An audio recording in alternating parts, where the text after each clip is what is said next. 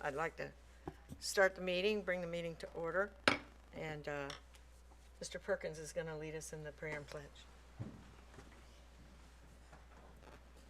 Pray, Almighty God, thank you so much for the opportunity to meet again in person as a group. Thank you for all the dedicated men and women who serve in the staff capacity and for all the citizens who come and participate in this process. We ask your wisdom and guidance and love in the decisions that we make today. Please be our shepherd and give us the wisdom to make the decisions that will benefit this community. Amen. Amen. Pledge allegiance To the flag of the United States of America, and to the republic for which it stands, one nation, under God, indivisible, with liberty and justice for all. Thank you, Dale. So I would like to say welcome. We have some new board members.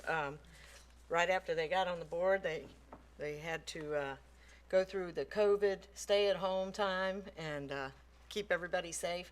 But welcome Bryce, who's in District 1, in my district, and welcome to Claristi. I still call her the wrong last name sometimes, Shumo, but correct me if I get it wrong, Claristi. We've known each other a long time. So welcome to Claristi, and she's from District 3. And so with that, we will get started. And first thing on the agenda is the adoption of the agenda. Do we have anyone wanting to add? Dr. Walker? Yes, I want to add 3 items, please. Okay. One, recycling dumpsters. Is that new business? Yes, I We'll believe call it it- is. Okay, we'll call that N1. Recycling dumpsters. 2, affordable housing. Thank you. And 3, cost estimate of a sewer line.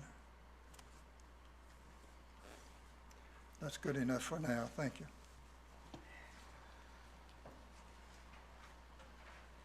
Thank you. See, Christy?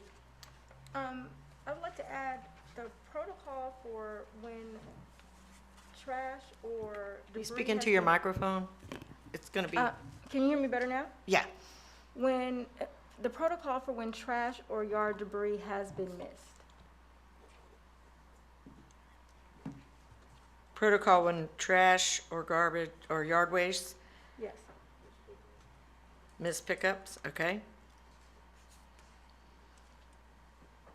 Ms. Benson? The policy regarding ECUA employees working on laterals. I'm sorry, working on? Laterals. Okay.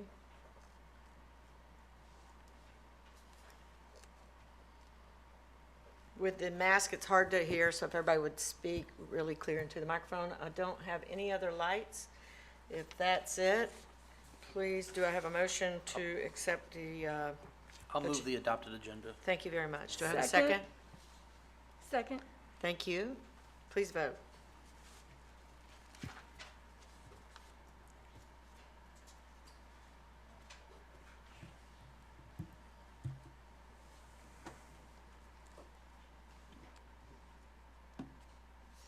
If everyone would make sure your little green button, Or the yellow or red one. or the yellow or red if you, we usually don't have those on adoption of agenda, but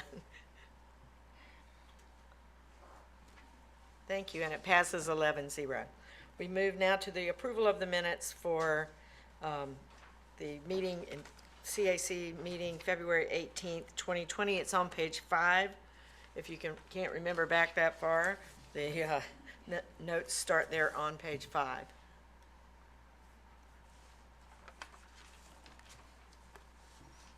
Ms. Benson.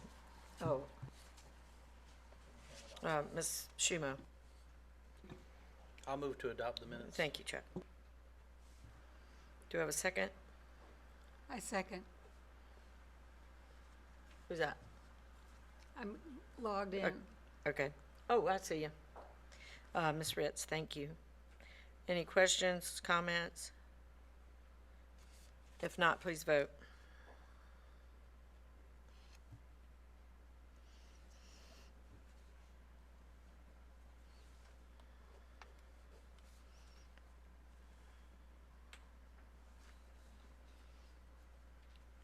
Again, everybody press hard and make sure your light is on.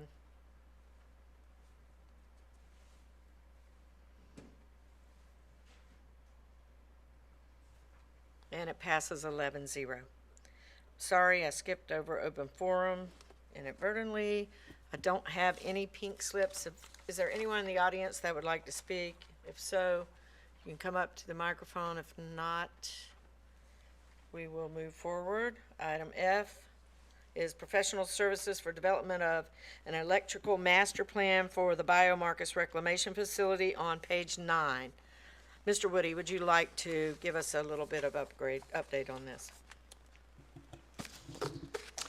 Certainly, this is a project scheduled to give us an opportunity to provide a secondary power feed to the facility out at Biomarcus.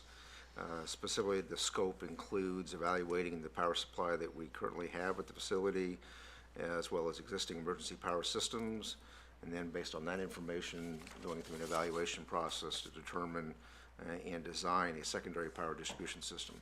All systems are required in Florida to have redundant or secondary sources of power. From there, they'll evaluate current and our proposed future electrical loads based on further expansions and other needs at the facility. Design as well the control systems for the distribution of that power, and then present a master electrical plan report. Thank you, sir. Mr. Move the Perkins? recommendation. Thank you. Second. Thank you, Mr. Kimball. Any questions, comments? Ms. Ritz? I believe Randy Ponson had buzzed in ahead of me on the Oh, line. well, I have a quick question. Yep, yeah. I have, Can, you go first. I had a question. Is Gulf Power assessing a charge on this? Assessing a charge? In other words, their participation, do they require payment of any sort or a fee for doing this? Not that I'm aware of in the, when we have Gerry Piscopo, who's heading up this project, speak to those details. Yes, ma'am. Gulf Power will not charge us during the design or the planning phase. However, they will charge us when they have to put the line in. When they have to what, please? Put the line, if they have, when Oh. they run a second line, they Okay. will charge us. Thank you. Yes.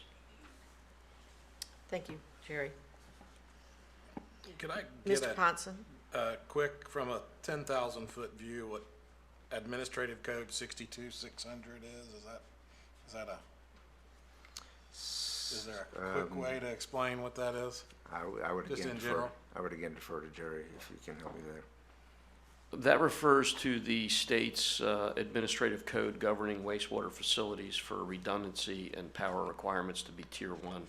And Biomarcus is that now, but we've had some issues there over the past, growing pains, if you will, with the facility, and hence the need to do this upgrade looking forward, so that way we're not caught behind the 8 ball when it comes time to do an expansion. So that deals with redundancy. Yes. Yep, awesome. Thank you. Further questions? If not, please vote.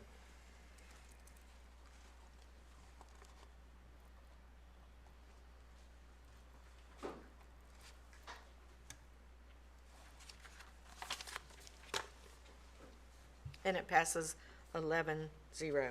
We move now to item G, which is a renewal of automated payments on page 11 of your agenda. I'll move the staff recommendation. Thank you. Do you have a second? Maurice?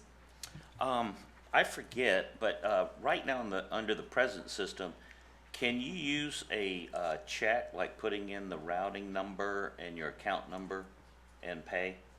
Yes, and there's no charge. That's how I. And there's no charge for that? Okay, some reason I thought, I like to do it that way, and I thought, we were being charged for it. Second question is, what are the advantages of the new system over the present one we have? Let me back up for 1 second, Maurice, and get a second so that we can get it on the table, and then we'll get that question answered. Do I have a second?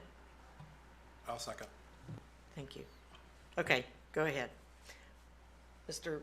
Woody. I'd like to emphasize that this is renewal of an existing system. It isn't a proposed new system. We're asking to extend the current relationship and contract that we already have with Krupa for an additional period of time while we complete the onboarding of the next section of Tyler. Now would not be a good time to change horses or change approaches. We're in the middle of software implementation. And we've had very good result, quite frankly, with the system that we currently have. And as you already well stated, it is a fee for service. If you choose another way to make a payment, there's no fee associated with that. It is a true convenience fee, only if you choose that option for payment. Okay, so we're keeping the present one, and then, that in 2 years, the new one will come on, right? Well, then we can rebid or discuss policy-wise which direction you'd like to go. Okay. Thank you, Mr. Engel. Ms. Schumo.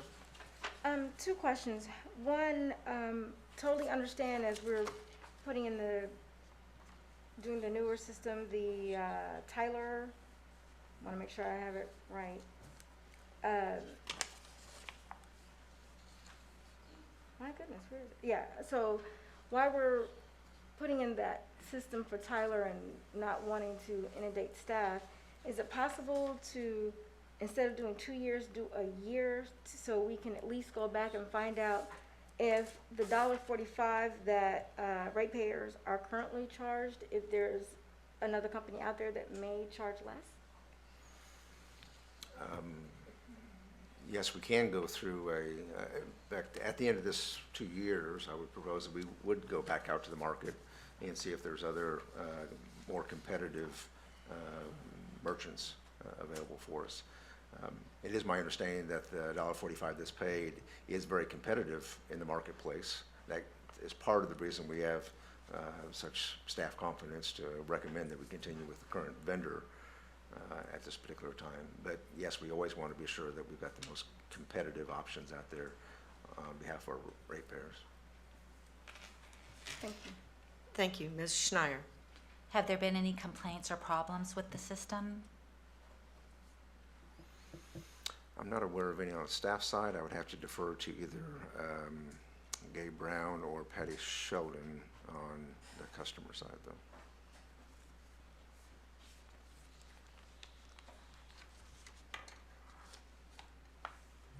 Good afternoon. Thank you, Patty. There are complaints occasionally because there are some limitations with the payment amount. I think we've discussed them here before, where you can only pay for a bill up to $500 for the $1.45. So some larger commercial accounts whose bill, it might be $1,000, have to make their payment in 2 payments, which is $1.45 per transaction. That's still a lot cheaper than a 3% on $1,000.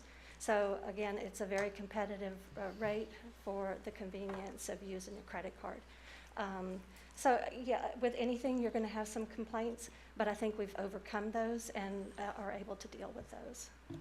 But can I carry on with that? With this new system, we're hopeful that that's going to go away, right?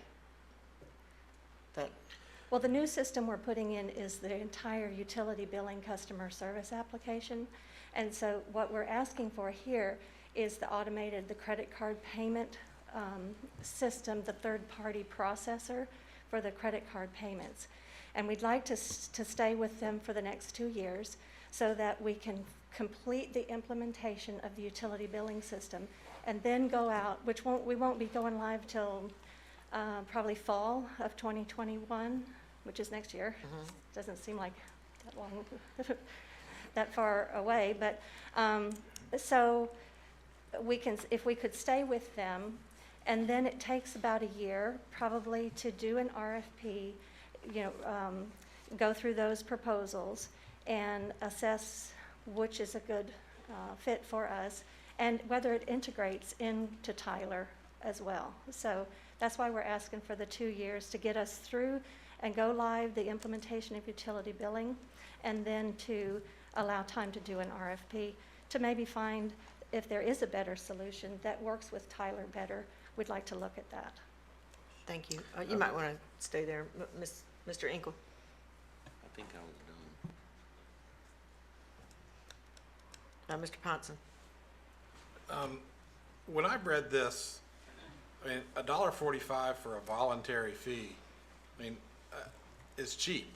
I mean, we're paying a lot more for that. And the first thing that came to my mind is there any way to make that $2.45 and get some money back? I mean, No. at 280,000 transactions, I mean, this seems to be revenue generator. I can answer that one. No. Somebody's asked that question, all right, just kidding. But the revenue wouldn't come to us. It Well, would go yeah, to it the would have to. third-party process. Oh, yeah, so- no, it would have to come back to us to be Yeah. of value, but, I mean, that seems super cheap for a voluntary, It process. really is, and they're willing to extend the contract Yeah. based on the original terms of the RFP, that we've had in place for several years. And so the fact that they're willing to extend that at that same price is really an advantage for ECUA. Madam Chair, may I comment too? Yes, sir. I think to kind of direct back to a question I think you were asking about whether this would replace, or would be replaced by another technologies going forward. There are additional technologies we want to add in terms of options. The ability to pay on your phone as opposed to Where I was other going. things. So I see that as an additional option. We have a wide range of customers, from very young folks to seniors and everywhere in between, and we need to meet every one of our customers at whatever area is comfortable for them. So I believe there'll still be people that will very much depend and appreciate this type of service as much as there will be those who look forward to when we can pay by phone. Thank you. Mr. Perkins. Yeah, as far as, have there been complaints? There's always some complaints. I mean, I've had a couple of people that have called and said, hey, I don't like paying this $1.45, but should the rest of the citizens pay for it? That's the question. Or should they pay for it because they're using it? So that's one question. And then typically when I tell them you can go online with your online banking and just set it up where you were talking about putting the routing code in and then just pay it and there's no fee, and that's what I do. And most people are happy with that. And people that are frugal and concerned about the money will typically use that option. One thing I was wondering about is that with some of the utilities like Gulf Power, I get electronic billing, and so I know that saves them money as far as mailing out those bills and everything like that. Is that something that we're able to do, or will that be 2 years down the road, later on? I think that's coming very soon. We do have electronic billing. I think the functionality of it right now is fairly limited, but we will have more opportunity and be able to expand that with our new utility billing system through Tyler Munis. So Thank that's you. definitely something that is was one of our wants on the wish list for software, and so we definitely are going to be looking at all of those different types of expanded options. Thank you very much. Ms. Schumo. Just one clarification, Madam Chair. It says scheduled kickoff in August of this year, but then we're going live June of next year. And I just want to make sure, because when I think kickoff, I'm thinking going live. So just a clarification of the difference. Okay, the kickoff is when they first come on site and we start going through all of our analysis of where we are today in the system we have and where we want the new system to take us. So that is a very involved process because it's a big system. We will go through an analysis, we call it current state, future state, and that's probably going to take several months. And then we start getting into building all of our codes and tables and learning how the system works, setting up roles and workflow. So it takes about a year to fully implement and go live once we do our kickoff, which starts in August. So we're looking at late summer, early fall for go live on this system. Thank you. Ms. Schneier? I just would like to say that I like the fact that ECUA offers a variety of options to pay, from electronic payment to auto pay, and I think that the $1.45 is very reasonable for this type of service, and it's any type of flat rate that's low is much better than paying any type of percentage. So I like it. I agree with it. Thank you, ma'am. Thank you, Patty, for Thank you. coming up. Mr. Perkins? Just on semantics, I mean, this is football country. Kickoff, you tell us, usually means it's hot, it's going, you know. So. Thank you. The reason Patty looked at me kind of funny when she came up and said that, when she came up and you asked, are there complaints? I do have one lady that was trying to pay her bill online, and she has a major commercial establishment, and it was $2,000, and she was trying to pay, and she had to do 500, 500, 500, 500, and but she got on the phone with Patty, and Patty got her with a routing number put in and all that, so she's very happy now, and I think things are much better. So always get staff to walk people through it. If you do get a complaint, they can usually help them find a better way to pay the bill than they are. But my goal, and John knows this, is next year that we can push a button, because I'm a button girl. Push a button, pay the bill, but push a button and report your garbage not getting picked up. So if there is no further questions, please vote.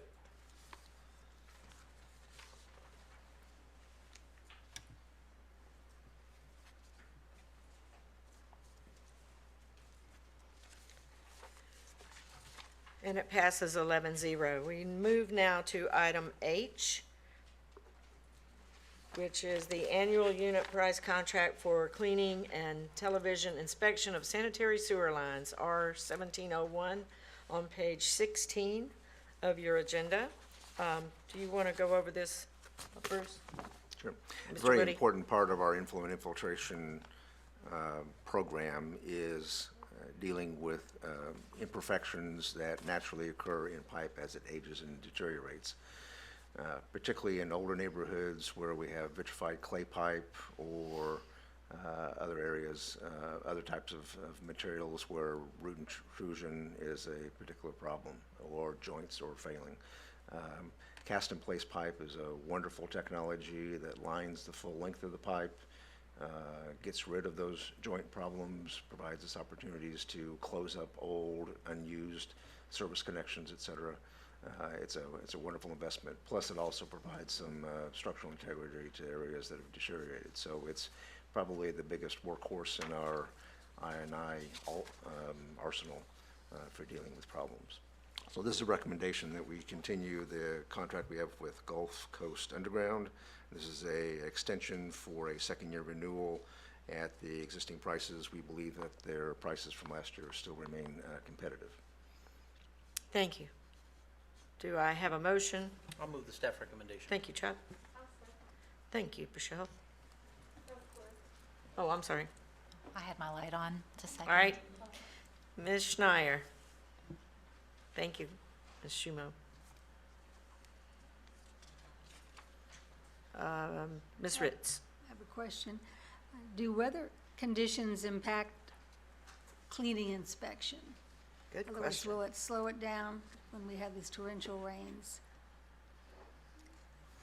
And are they expected to do approximately so many yards of cleaning and inspection weekly?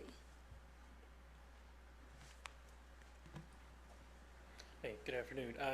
Yes, the weather can impact the speed of which we do clean and televise the lines. This contract actually supplements our in-house resources, and we can use this in a wide range of applications. So, but yes, to answer your question, weather can impact the speed with which we the contractor can do the work.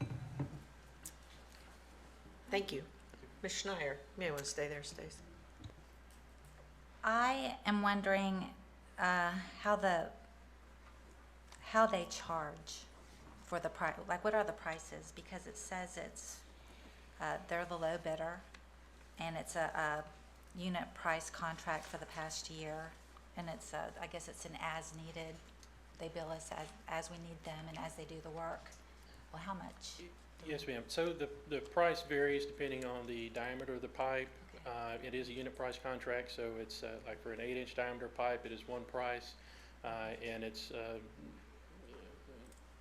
increase in price if you go up to a 24-inch pipe. And it also depends on how dirty the pipe is or how much sand's in the pipe and things like that. It takes them longer to clean it. There are unit prices in there for traffic control, so if they have to get into a DOT right-of-way, there are prices in there for that. So there's a wide range, and sometimes the pipes don't need to be cleaned and just televised only, so we can reduce our costs that way as well. That's great, thank you. That totally answers my question, thank you. Thank you. Thank you, Ms. Schneier. And thank you, Mr. Hayden. If no further questions, please vote.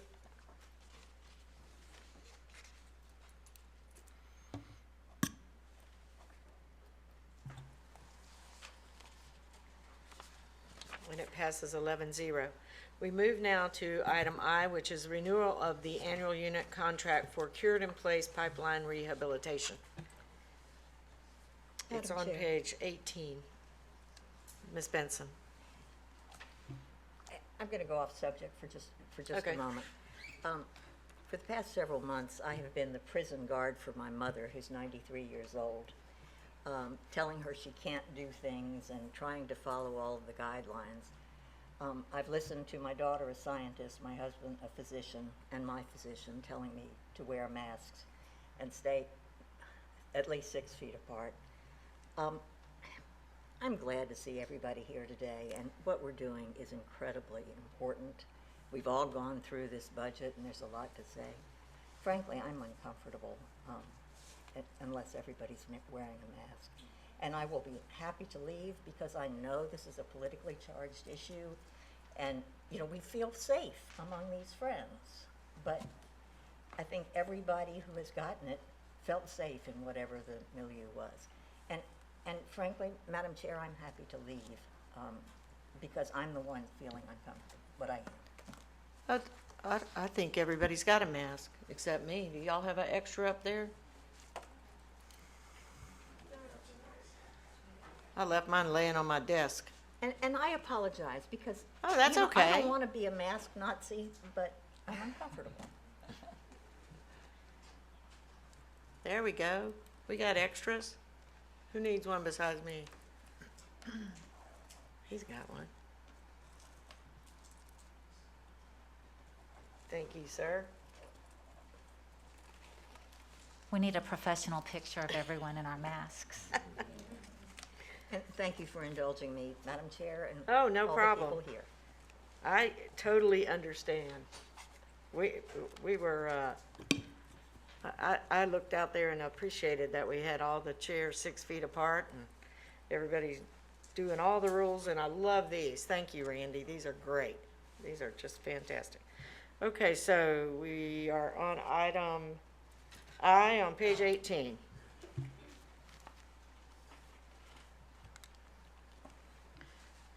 Ms. Benson? No. Ms. Schneier? I was going to motion Thank that you. we vote on this. You going with the recommendation? Yes, ma'am. Thank you. Mr. Perkins? Second. Thank you. Any questions or comments? Ms. Schumo? Do we have the plan in place of where, I guess the schedule of rehabilitating those, pipes? Stacy?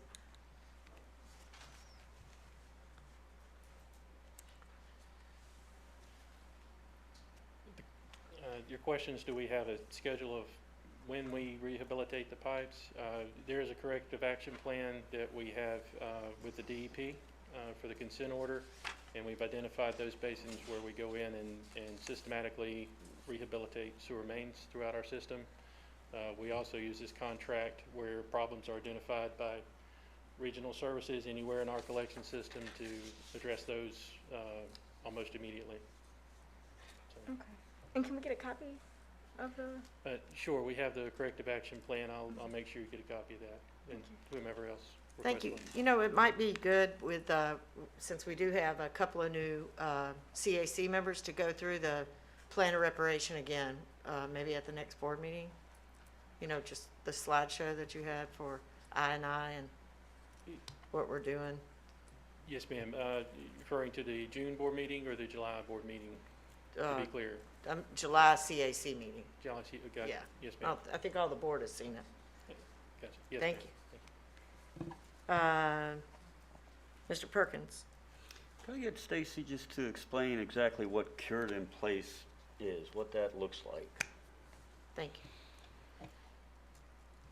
Go ahead. It's essentially, in the end, it forms a pipe within a pipe, is the best way I can explain it. It's a felt liner. It's almost like building a boat. You have a fiberglass or felt that's dragged into the existing pipe, and it has resin in it, and then it's cured with either hot water, steam, or actually UV, which we don't use that technology. We use hot water, and it's cured out very similar to how a fiberglass boat would be.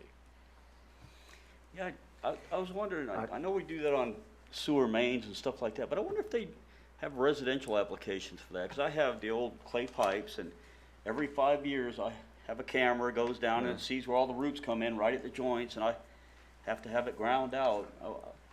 And I just haven't replaced the whole system because you had to dig it up and put all new pipes in. It's just more affordable every 5 years just to grind it out. Do you know if they have residential applications for that? Is that just primarily a commercial application? Yes, sir. We do have we actually have, ECUA has a contract with, to do lateral rehab in almost the exact same manner.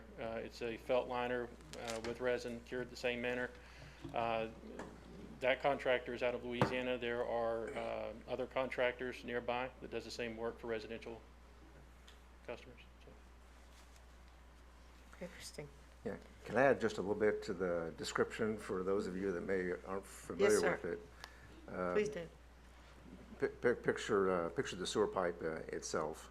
The material that we bring in it looks like one huge long white tube sock. Picture a tube sock. When it's brought to the job site, there's a slick plastic outer liner, and on the inside, depending on the thickness, there's a thickness of felt, and the thickness of the felt helps dictate the strength that you're going to get out of the pipe. That's impregnated just before using it. That's filled with a plastic resin, so that felt gets this soft, wet resin.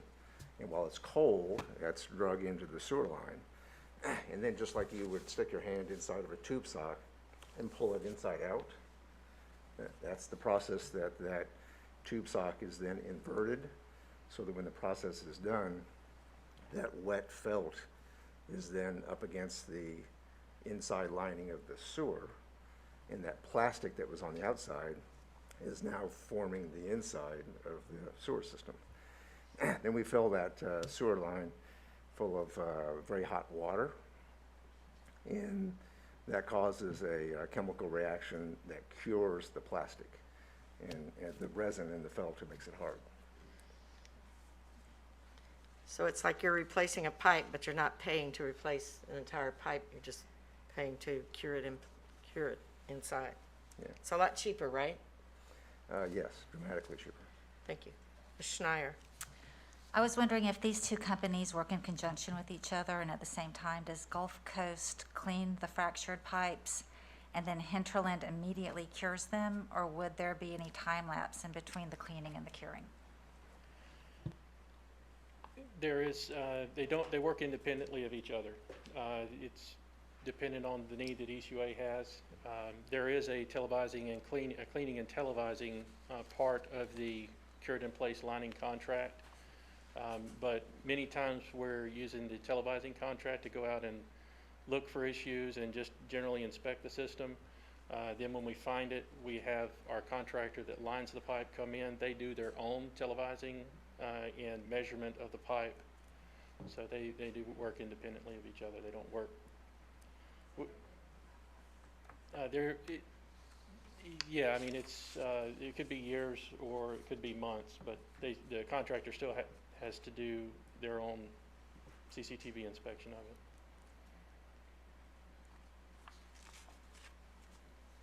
Thank you. Appreciate you coming up, Stacy. Thank you. If no further questions, please vote.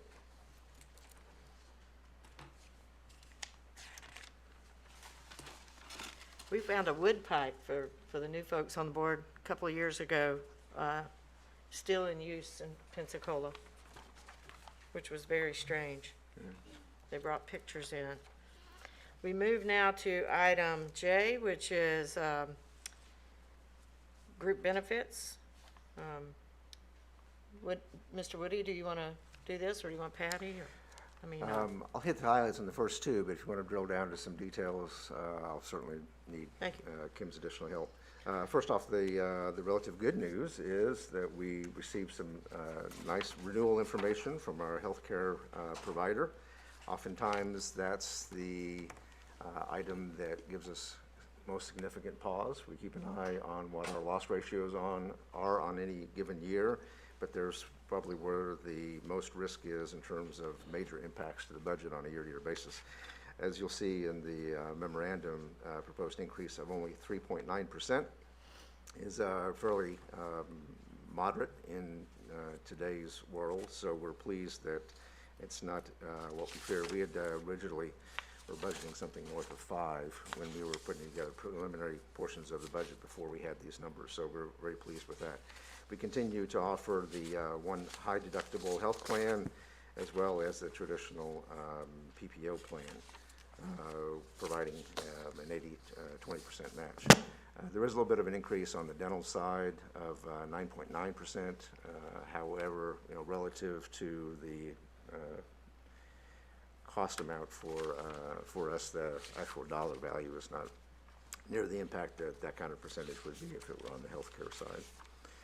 Most of the rest of our providers are sticking with the existing plans we already have, either remaining unchanged or extensions of existing contracts. If I could drill down some other details, I'd have to defer to Kim.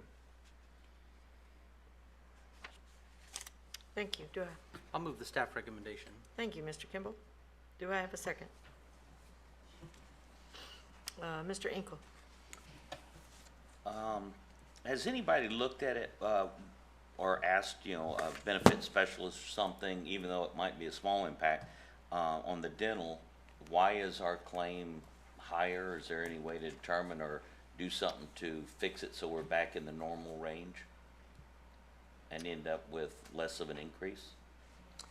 Well, our loss ratio was around 88%. That's not a terrible number, but it's still high enough that it did warrant a little bit of pushback. Kim, if you have some more insights, I'd welcome anything you would add to that. Do we need to get a second? Yes, ma'am. Thank you. You seconding? Yes, ma'am. Thank you, Ms. Schneider. Thank you.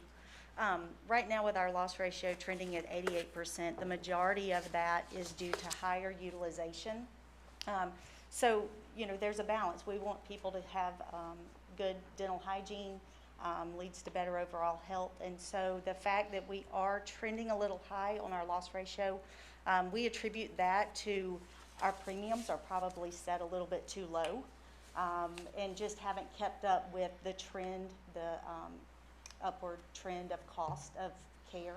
And so by, going ahead and taking the 9 and 9.9 this year, our thought is we hope to level out next year. That utilization being higher is a good indication that people are actually using their benefits. But it's related to utilization, to answer your question, higher. Yeah, thank you. Ms. Schumo, you might want to stay there. Have we compared to other companies? I mean, is this the best rates? Yes. So this year, we did not do an RFP. We don't do that, we don't conduct an RFP every year. But based on our past RFP, that's how we ended up with our current carrier, Aetna, was through an RFP process. And so we typically ride on that RFP for 2 to 3 years before we go back out and check the market. So to answer your question, we did not do a competitive process this year, but that is something that's a part of our overall plan to do every 2 to 3 years. Now, is there a reason, Madam Chair, is there a reason where we don't do it yearly or bi-yearly? I mean, what's the? We have been advised against that in the past by our benefits consultant. It's very costly for providers to respond annually, and we were advised that providers would quit taking us seriously if we're going to check the market every year. We were also advised that it takes about 2 years for us to stand on our own, so they have credible claims experience with us under their plan, with their network, and they really have a good feel for how our population is going to use the benefit. During that first year, it's kind of a gamble. I mean, they put numbers on. Sometimes they'll throw out a low bid just to attract us to move the coverage. Sorry, I'm having a little trouble breathing here. So they'll throw out a low bid. We'll move the group, you know, to the lowest cost, but then it's not enough to sustain our claims and the experience of our program over the next 2 to 3 years. So we try not to have a lot of change in the benefits.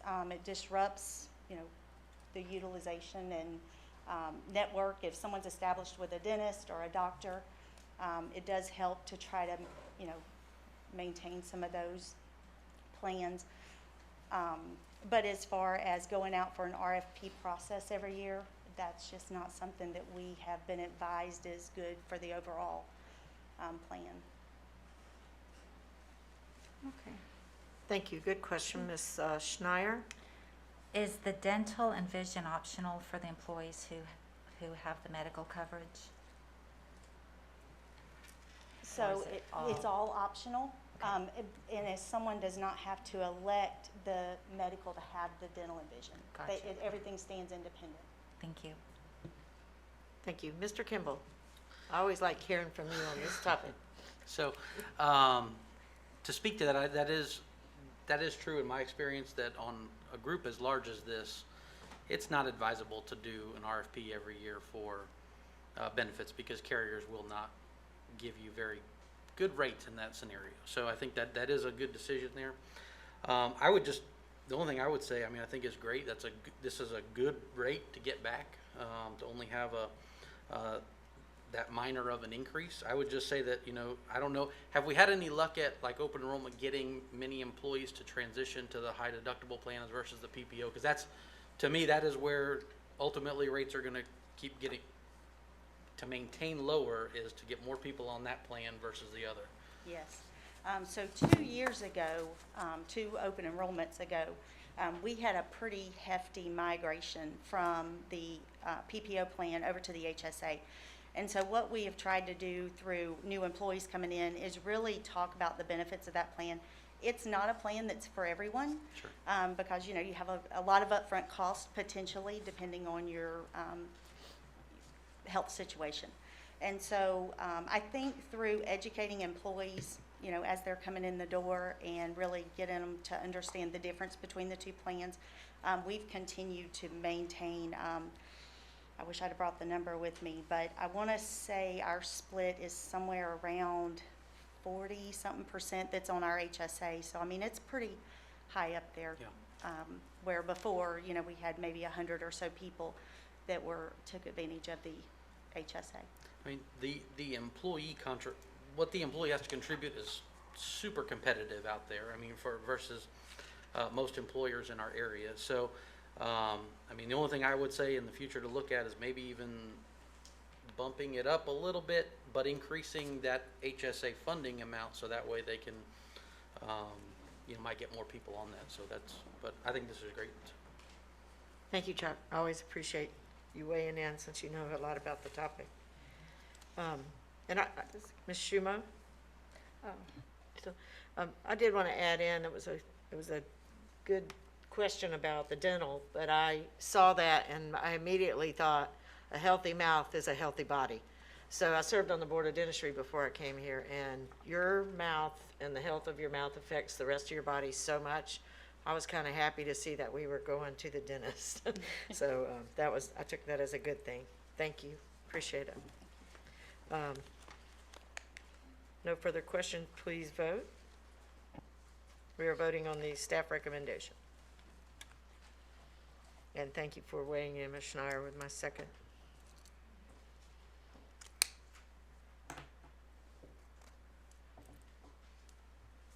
Please make sure your light is either green, yellow, or red. Green or red, usually. And for the new board members, while we're waiting on the vote, we do normally try to get the motion on the board before we talk, so we don't forget to get that. And it passes 11-0. So we move now to, yeah. 10-1, I believe, is the vote. Madam Chairman, Oh, I'm sorry. there's an abstention. I'm sorry. Moving back. Ms. Benson? Yeah, I think at some point we ought to review the rules regarding abstentions, because it's one cannot just abstain. There are requirements to fill out forms and so forth. So we like for everybody to vote because Right. it Did we have gives an us abstain? information. Yeah, there was an abstention. Oh, I'm sorry, I missed it.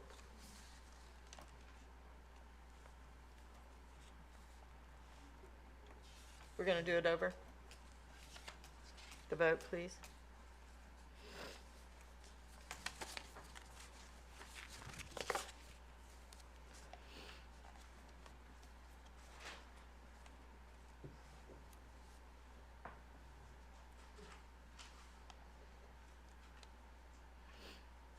Okay, please vote. Yep, normally we don't abstain unless we have some kind of conflict. Either yes or no.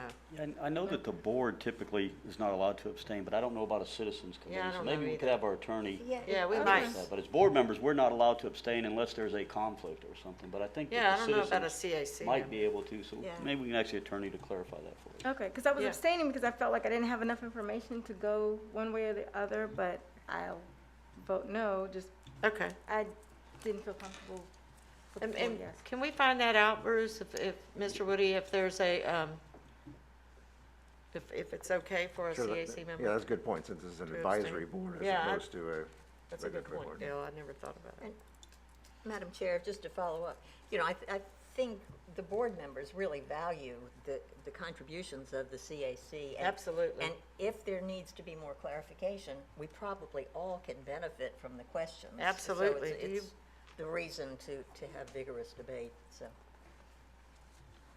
And you can always too, get with staff ahead of time for in-depth, if you want some more in-depth talk point. about a topic. Just call Mr. Woody and he is happy to. Absolutely, absolutely. Madam Chair, I do have a question. It might be a little off topic. Is it possible to get this prior to Thursday? Because, I'm not sure I heard the question, I'm sorry, Is it possible to get the agenda prior to Thursday? prior to Thursday. It's a matter of changing dates. Yes, we could move it up if that's the wishes of the committee. We try to go ahead, Dale. Well, we used to have the committee meetings on Thursday and the board meetings on Thursday, and so we always got the things on Thursday, so we had a full week to look at it. So I don't know if we can move it up to Tuesday if there are logistics there that are causing problems or what, but I like, Ms. Schumo, I would like to have a little bit more time. more 'Cause time. Yeah. I get it on Thursday. I have fishing charters all weekend, and if it's not too rough, I'll read it on the boat. But it's nice to have a little more leeway. I still managed to get it done, but it was nice when I had a full week. And then I always get a thing that says if you'd like to meet with the director about the agenda, well, by the time I get on Thursday, there's not much time to meet with them before Yeah, Tuesday, so. that's If true. it's possible, that'd be nice. I know there may be logistic items, but if possible, it would be nice. We'll talk it over among staff and give you a proposed new schedule. Yeah, thank you. Thank you for the input too, Ms. Schumo. I think we still need one more button pushed, red or green.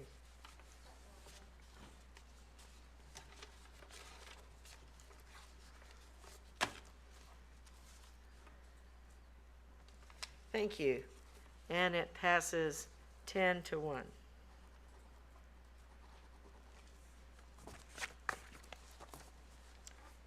Thank you. And we move now to item K, the 2021 budget. And Mr. Woody, would you like to do this?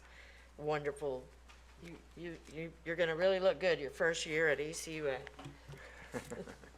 Well, that's for you all to decide, certainly. Putting together a budget is a very significant task.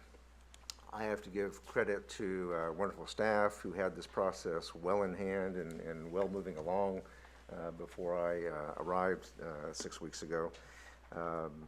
But it's with pleasure that I'm able to recommend the following budget with the following features. First off, a little bit of background or setup. The board has taken several significant actions in this past year, the current year that we're in, recognizing that it's been a difficult year for customers, whether you're a commercial business owner or you are a residential customer of the ECUA.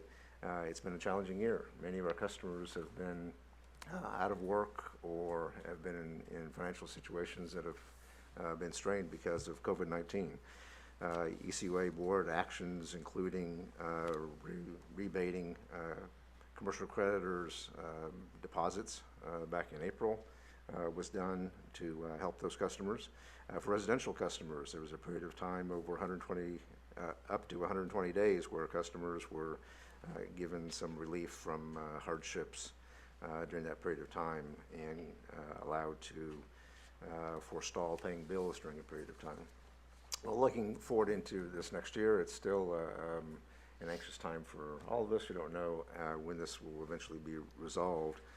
Although the economy is rebounding somewhat, we're still concerned that we be good, financially efficient, conservative for our ratepayers. So with that in mind and looking toward our budget, we do have a recommendation going into next year of a 0% increase for water and wastewater, essentially maintaining the current rate that we are using in FY20.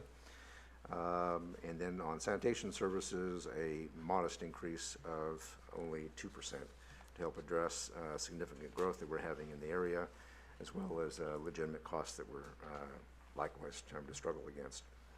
Let me hit the highlights a little bit on both of those two different areas. Under water, wastewater, revenues certainly have been growing, but we aren't proposing any increase for next year. We do have project carryover from FY20, so a combination of that plus our capital improvement fee, our impact fees, and net revenues, we believe we'll be able to cover our needs going into next year. We are, at my request, have also are putting aside a little bit more money in our unrestricted reserves. I am recommending that we grow those somewhat. It is more typical for a enterprise fund operation to have as much as 2 months worth of reserves for operating. We are substantially under that number. It's my recommendation that we, over a number of years, start growing that number to be better prepared for emergencies, whether it's natural disasters or economic events, so we'd be more resilient to continue to serve our customers well. So I am recommending that we grow what is typically about a $3.5 million reserve to $4.5 million next year. Department budget requests that came in for this year were around 4.5%. We are also budgeting a normal average increase for performance-based merit of 2.5%. We've mentioned earlier, health claims rate was favorable at only 3.9 going into next year. That's a cost of about $350,000. There are a few additional positions in this proposed budget, and they are as follows. Our Information Technology Department, you may remember, entered into a 5-year plan, of which we're now in the 5th year of implementation. As Tyler Munis is coming on, John Donna and all the various departments that are supporting that are making wonderful progress. I really look forward to this 5th year of implementation. So to help support their continued needs and obligations, we are proposing to provide an information technology technician, help support that growth, as well as a computer infrastructure support manager. That's a person to help address the threats that any large entity has from outside the organization, cybersecurity, those types of things.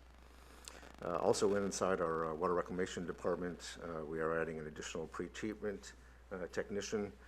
You know, the first line of defense in making sure that we meet our permit regulations is being sure that we have good control over what we're receiving at the source, and making sure that we have good partnerships and up-to-date pre-treatment regulations with our industrial customers. So that's an important position.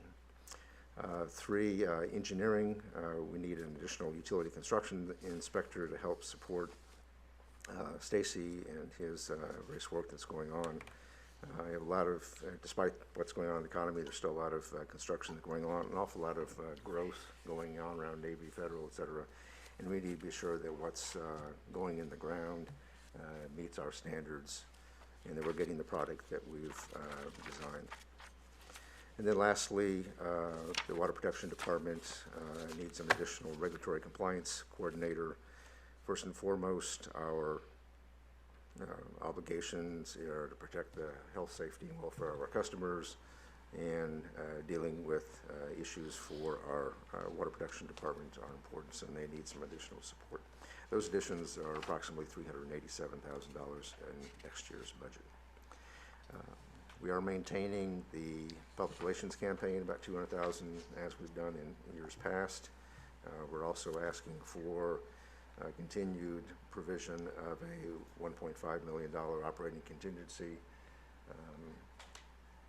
Whether we get into that varies a lot year to year, depending on various exigencies and needs, but it's certainly a comfort to know that we've got some place to go when best laid estimates go awry during the course of the year. The proposed budget funds for CIP overall, again, are largely covered through impact fees, rollover fees, and capital improvement fees. This is also the 9th year of our original 16-year program for our consent order. We're making good progress, and certainly appreciate all the work of Stacy and Wendy and their staff that we're making in that progress. It's important to note that also going forward that as we look at where we are for revenues over expenses, that we do have a certain amount of debt that we have to maintain, that we have, and in order to maintain debt service for that, we need to be sure we have minimum debt service coverages as well. Generally, those requirements vary from 1.15 to 1.25 depending on the type of debt. Going forward, it looks like we'll be in the range of 1.31 next year. If we do grow our reserves, certainly that will help. Having good reserves, having good debt coverage ratios are the first and foremost things that folks like Standard & Poor's look at when we go out for debt and are trying to determine the risk and therefore the interest rate that we would have to pay. Changing subjects to sanitation and the MRF, we are recommending a 2% increase in rates on the sanitation side, although we will have a decrease in operating expenses mainly because of what we are anticipating to be board decisions regarding Santa Rosa County. We still have significant growth in expenses here in Escambia County. Our residential sector growth continues to really explode over on the northwest portion of town. Total increase in operating expenses over last year, a little over 5%. If we are able to reuse some of those resources from Santa Rosa here in Escambia County, that will give us some pause and allow us to save some funds that would otherwise be spent on capital to serve the demand and needs here in Escambia County, and buys us a little bit of time until we can address other ways to improve services, such as transfer facility, if that's supported. We are asking for 5 new positions over in Escambia County. That's for addition of new routes out of the county in the areas where we're experiencing growth. Several of those routes are running well beyond current capacity and causing significant stress on the system due to overtime expenses. You'll remember the board did approve the purchase to go forward with a prototype yard waste truck, so the lease financing is budgeted for that piece of equipment as well. We hope that should bear fruit in terms of fewer work comp claims, better efficiencies, and better working environment for the staff to provide that vital service. Those are the main highlights. I would entertain any questions you might have before we go. Thank you. in-depth on Ms. CIP. Benson? Thank you, Madam Chair. The budget is our most important policy document. It's the most important thing we do all year. It's where we put our our mouths to what we believe in and put the money there. I want to congratulate Mr. Woody for this budget and the members of the staff, because this is a very responsible budget. You know, I think we have taken a hit a lot of times about not being customer-oriented enough. And I think when we lead with a budget that acknowledges what's going on out there and what our customers are experiencing, that is a great sign. And we're not harming the utility in doing that. So I congratulate you for a budget that does not contemplate a rate increase for next year. I also am very impressed with the emphasis on reserves. I mean, you are speaking Dr. Walker's language. It has been the stepchild of the budget as long as I can remember, and every year Dr. Walker pleads to think about reserves, and you did it. And so I see that as an important trend for the future. I was interested to see that DEP has approved the extension of our consent order for I&I, which allows us to do some of this, which is a good sign. And I do want to thank the people at DEP for being equally cognizant of the times.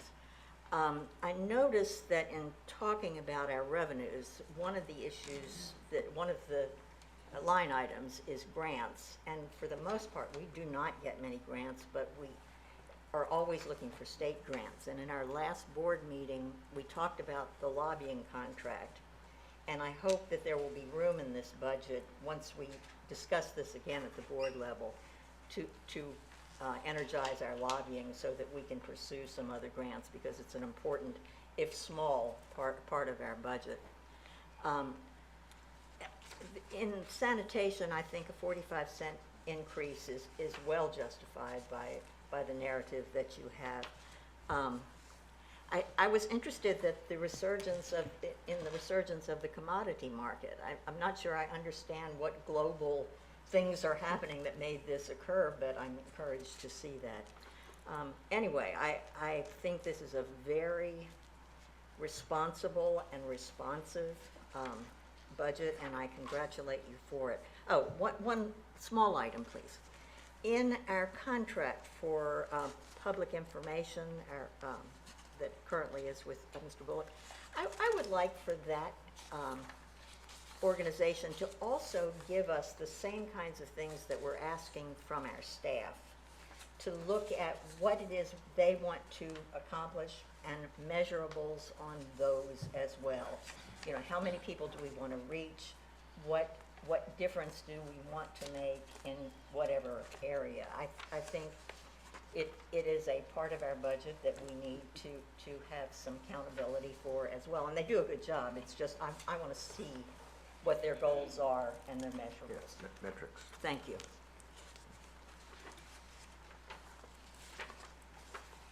Thank you.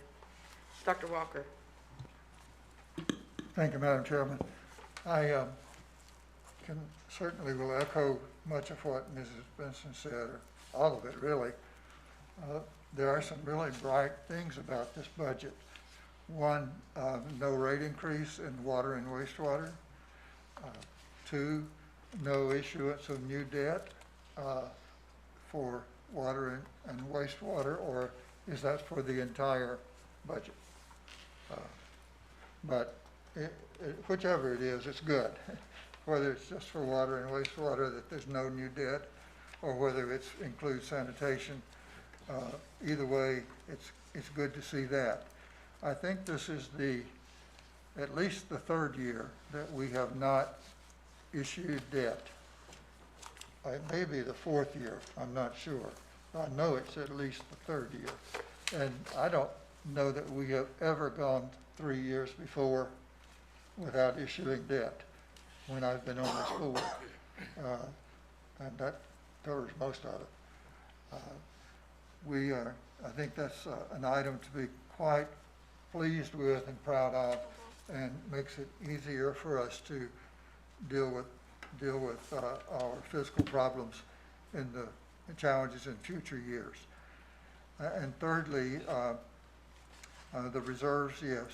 Thank you, Mrs. Benson, for mentioning that. I've asked for increases in reserves every year, I think, that I've been on this board, and I think there's only been one previous year, way back in early 90s, that maybe we actually got an increase. I think we've been stuck at that number for a couple of decades anyway, as best I can remember. So this is a very good thing to do, and I hope that it will set a precedent that we will try to build on year after year. I had a question, Madam Chairman, about on bottom of page 29, we received a decision from FDEP granting the time extension of 10 years on our I&I mitigation requirements. Does that mean we now have a 26-year program of I&I to meet the FDEP requirements, or is it something less than that? Yeah, if you'll allow, I'd appreciate Stacy to come to the podium. I say 26 because it was initially a 16-year program, and is it 16 plus 10, or what are we adding the 10, Mr. Hayden? Well, we aren't adding 10 years, and it's still 10 years, but instead of dividing the projects up into priority 1 and priority 2 projects, we submitted our corrective action plan.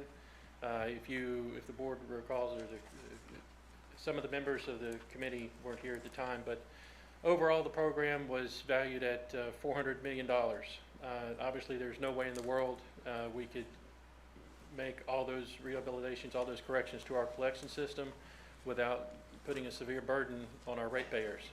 We worked with DEP and came up with a much more prioritized list to basically tune of about $100 million over the period of 10 years. So we didn't extend the period for 10 years, but we focused the system much more on those corrective action items to reduce I&I, to reduce the sanitary sewer overflows. So the time period was not extended. We still have 10 years to do the work, but the cost of the work is significantly reduced and more focused. I don't understand, but I'm satisfied to let you explain it to me privately, but I don't know if others are concerned too.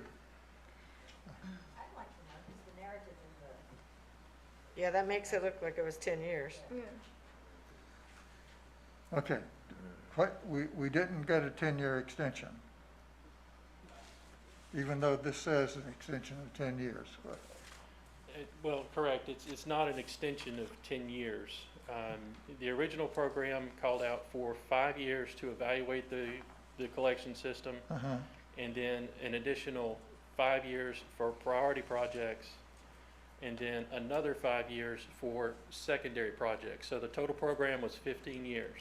Okay, So we've already gone through the first 5 years to evaluate the collection system, and we've done that. We came up with a corrective action plan, and then we went back to DEP, and we worked with them, and it's still the 10-year period total to make those corrections. That hasn't changed.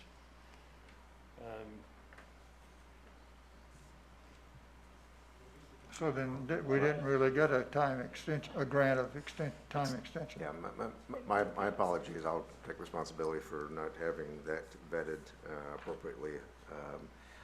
There was a request made about having an I&I presentation at the July meeting. I think that'd be a good opportunity to drill down on time and scope and better explain the confusion that's presented by the way Sure. this is Yes, sir. worded. Madam Chairman, I think I'm content to let staff get together in a little session and figure out what it is they're saying to us. And This is why I asked for the presentation to be done next month at the same time, CAC. okay, all right, that's fine. Thank you. Thank you, Mr. Hayden. Madam Chairman, if I may continue.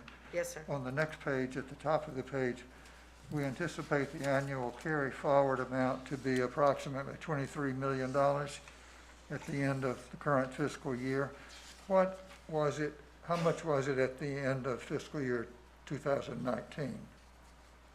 That'll be Patty, and I'm not, Just for comparison's sake. Is that something you help us with, Patty? Thank you.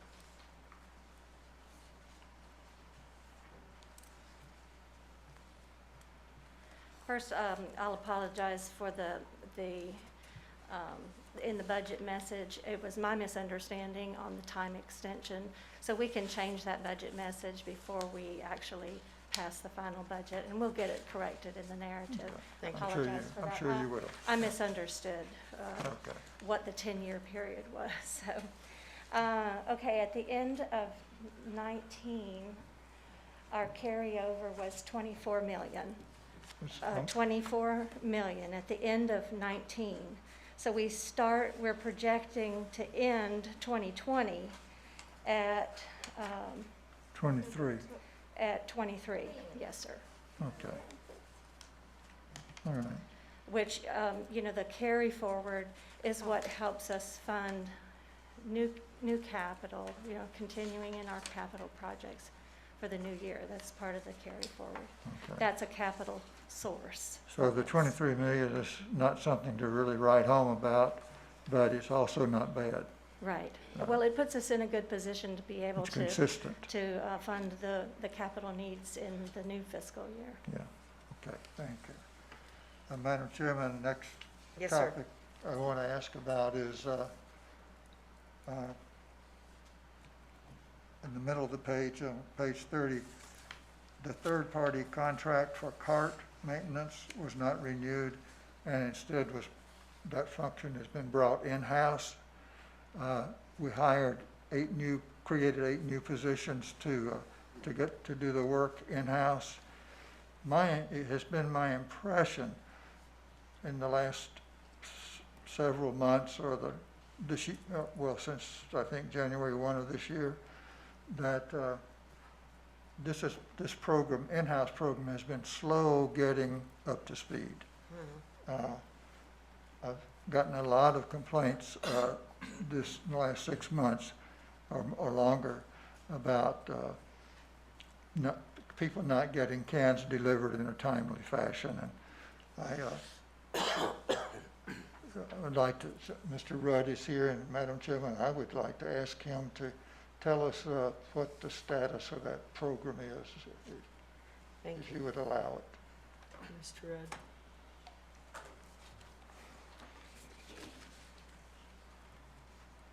Rudd. Well, the problems we are having in can maintenance is staffing.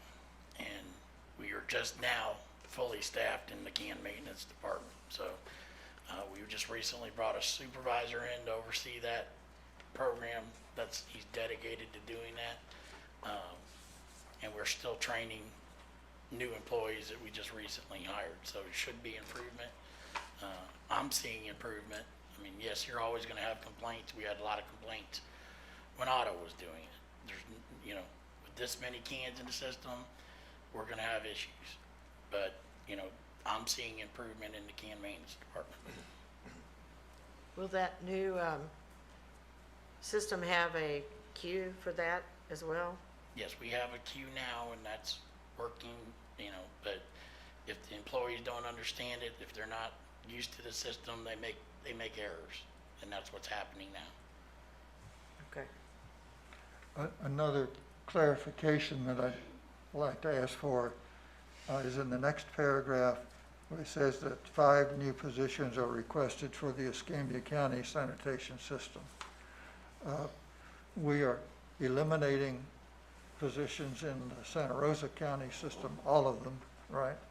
And we're creating 5 over here.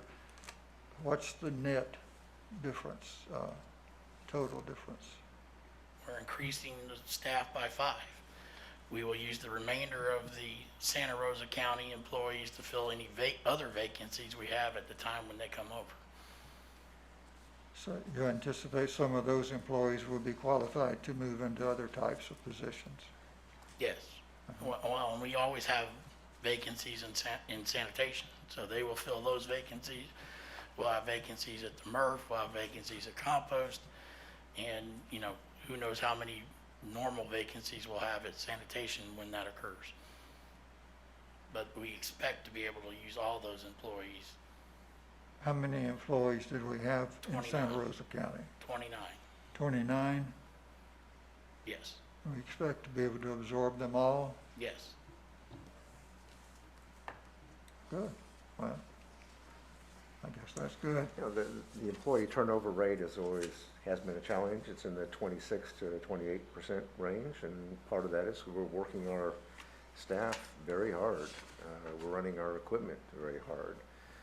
The ability to be able to supply the equipment and staffing to get up to full speed provides multiple benefits. Not only certainly does it avoid some capital expenses next year, but it provides some relief to our staff in terms of everybody wants some overtime, but not constant overtime every week, week after week after week. That gets old really quick. So providing that type of relief also is helpful. Randy and his staff have done yeoman work keeping that organization running with the kind of stress and strain that they're seeing. So I look forward to the opportunity to provide them some relief in terms of additional equipment and additional staffing to fill positions, get some relief on the overtime, and create a better working environment for our staff, which is going to improve our services to our customers. Thank you. Ms. Ritz? Oh, I'm sorry, May I Dr. Walker. allow me to say thank you, Mr. Rudd, and that's all of my questions. Okay, you might want to stay there. Ms. Schneier? Regarding the CIP, the capital improvement plan, do laterals affect the consent order? Are they an issue? And specifically, do they contribute a large amount of I&I? And if so, how could we go about preventing laterals from causing problems for ECUA pipes? Is there any way to identify which laterals are causing problems, and is there a way to encourage residents to fix their broken laterals? I'll try to answer all the questions. If I don't answer one, please let me know. I'll try to fill in the gaps. The laterals, addressing the laterals, that is part of the I&I program, or the SSO. I want to call it the SSO reduction program instead of the I&I program, because that's what the consent order is geared to reduce SSOs. Laterals is a big part of that. Sewer service laterals are a big part of that. They contribute to a lot of the I&I. They're being parts of our system where we have rehabilitated the system, and it reduces the I&I by 80%. That's an isolated case. Some cases will be better, some cases we will not get as good results. I'm sorry, what did you say about 80%? About 80% reduction of inflow and infiltration into this one area that we have rehabilitated. So they are a big contributor to You I&I. rehabilitated laterals, and is that what you're saying? I'm sorry. Correct, yes, Okay. we rehabilitated the sewer, the progression of the rehabilitation is you would rehabilitate the sewer main first, come back and then do the sewer service laterals second, and we would rehabilitate the sewer service laterals up to the property line. Okay. And then we would come back and then rehabilitate the manholes last. When we rehabilitate the sewer service laterals up to the property line, we will also inspect to the extent that we can, the portion on private side, Okay. and then issue a customer a letter saying, hey, you've got a defect on your private system, you need to have it addressed. We give them a letter, and that's part of our policy, as they have 6 months to make those repairs, and at the end of the 6 months, we have the ability to issue a surcharge of $50 per month. Luckily, we have a very good success rate with customers fixing problems on their side of the on private property, and it's been working very well. Great Sorry. answer. Okay. And can I ask another question? Yes. Where exactly or when are you planning on building the government street emergency storage tank, and where exactly will it be located? Right now, we're still looking at the property. That's not final yet, so I'm not able to say with 100% certainty where that's going to be yet. We're still waiting on the property owner and sign an agreement before we can say where at this point. It will be funding dependent. It will cost, millions of dollars for the tank, and then we have to get the piping there to and from. So it's a costly project for us, but it's a very good project for us in that it helps to provide emergency storage in case there's something happens to the transmission main, or we have a lot of I&I. We can, that has a wide spot in the line to store water and then send it to the treatment plant later instead of having an SSO. Okay. So. Last question. What is the weight limit for our garbage trucks, and do they ever reach their limits during or in the middle of a route where they cannot finish their routes?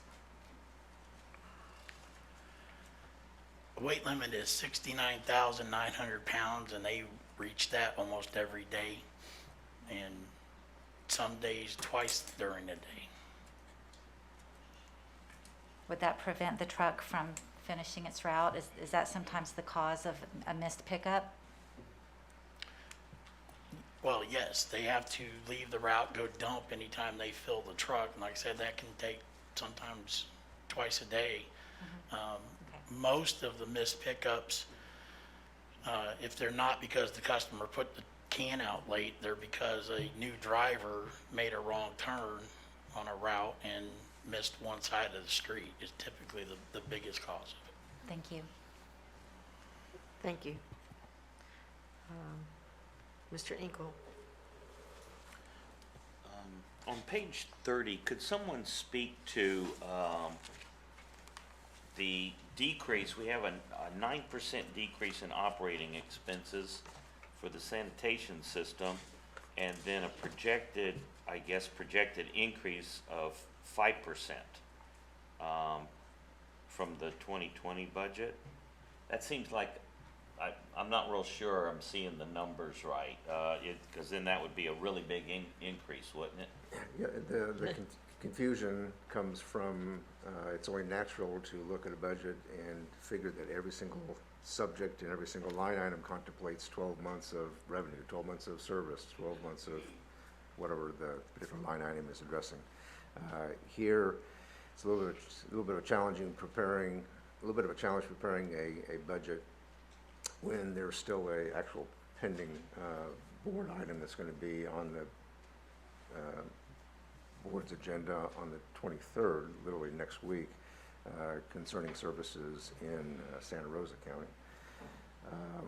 So I did ask staff to go ahead and prepare a budget that contemplates what will anticipate to be a decision that has not been made yet. But what that budget reflects is only providing not 6 months, from October to December worth of service in Santa Rosa County. So the revenues and expenses associated with that service is not a full year. So that's why the numbers don't intuitively make sense because of that change. Okay, and then on page 34, could you speak a little bit to the debt? How are we doing? Like, I noticed that it said we're at acceptable 1.31% debt service coverage. Are we like paying it down, or do we keep it about, does ECUA keep the debt level about the same? And how will that be affected? Obviously poorly if interest rates go up, but you know, if they would go up, how quickly could we go above that 1.31? Well, those are generally associated with bonds that are sold, and there are certain debt coverage ratios that are required for bonds. I don't believe we have any debt that has any prepayment interest penalties. So that what any entity typically does is we keep an eye on the market, and when there's opportunities to refund, or probably a better term that more people are familiar with, refinance a bond, that we will certainly do that, because there's definite interest savings to be had when those opportunities present themselves. So that's something that we look at on a regular basis anytime that we have opportunity to do so. The concern about debt coverage ratio is twofold. There are bond covenants that require us to have a certain amount of reserves. Having those in place are what helped establish what our interest rate would have been on the bond in the first place. And we would really want to grow that number. That's not a bad number, but I would like to see it grown, because every time we do have the opportunity or need to finance something and go out to the bond market again, folks like Standard & Poor's and bond rating agencies, one of the first things they look at is your reserves. And that has probably the largest single impact on what your interest rate is. And you know, we're an agency that provides utility services and have assets and infrastructure that has lives far multiple generations in length. So really, some types of investments only make sense to bond, so that multiple generations are paying for the asset that they're enjoying, rather than putting all that financial burden on a single generation. Madam Chairman, may I provide a little additional information to his first question regarding the sanitation revenue discrepancy? Yes, please do. There was an interfund loan sanitation had a really bad year, and so we had to loan money from water and sewer, and that has to be paid back. And so that's being paid back in the next year's budget. So that's probably what's causing a portion of that. Thank you. Ms. Schumer. A few questions. One, what's the portion that we have to pay back? Piggybacking on your question, Dale, that you just, your explanation that you were just giving. Go ahead, Dale, if you want. Yeah, Mr. Rod may have the figures, but I don't remember exactly what it is, but I read it in here somewhere that there was a water and sewer loan to the sanitation department, and that had to be paid back in this year's budget. And I don't recall the exact amount. I think it was around $500,000, but maybe Ms. Shelton can highlight it. Yeah, here comes Ms. Shelton now.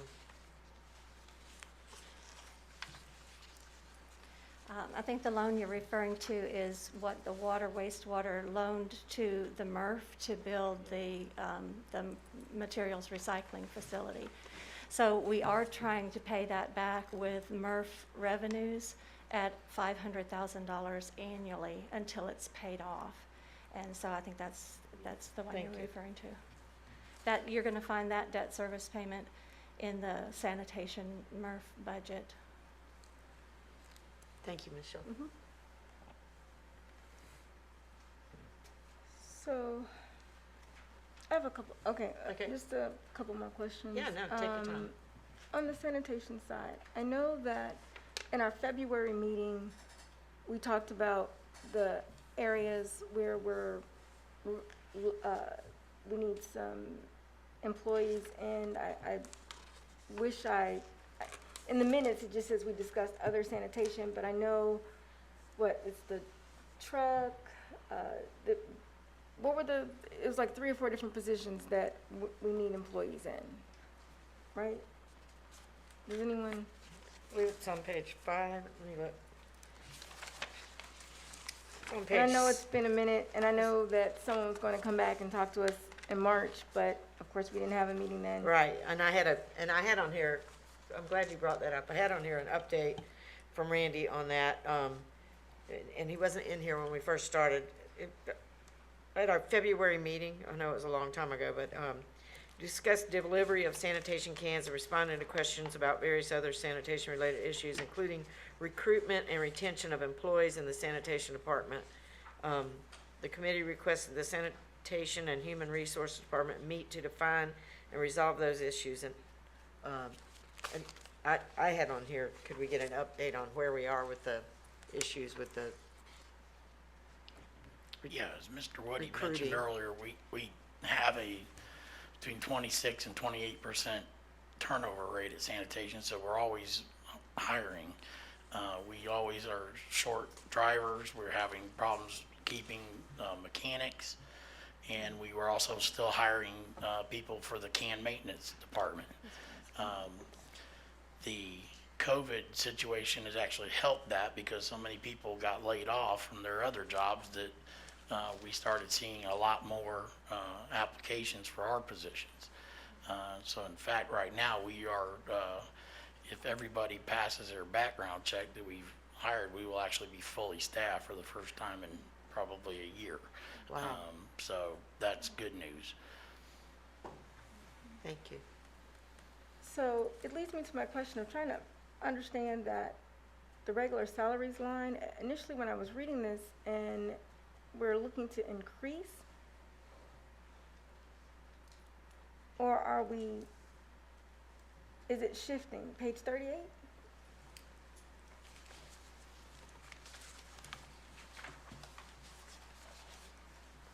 And I wasn't sure at first, is this where this would go under? There's a lot to this budget. I don't know how we're supposed to. Okay, see, so, and I look back, so where would the sanitation fall under? At Sanitation, first I thought it was shared services and I was, No, no. no. Sanitation budget begins on page 135.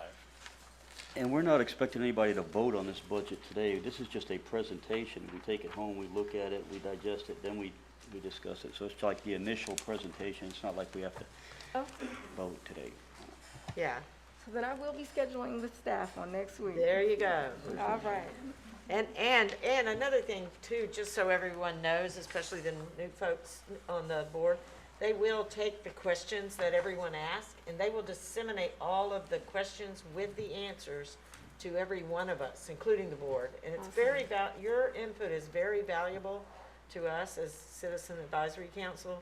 And all of those questions get disseminated. Doesn't say who asked them or, identify the person asking the question. But it always helps me to understand what the questions are in people's minds. Madam Chair, may Yes, I sir. interject one short comment? Yes, sir. It was my experience long ago that the first time I went through the budget process, I understood absolutely none of it. The second year, some of it was vaguely familiar. And the third year, I began to sort of understand what we were talking about. Wow.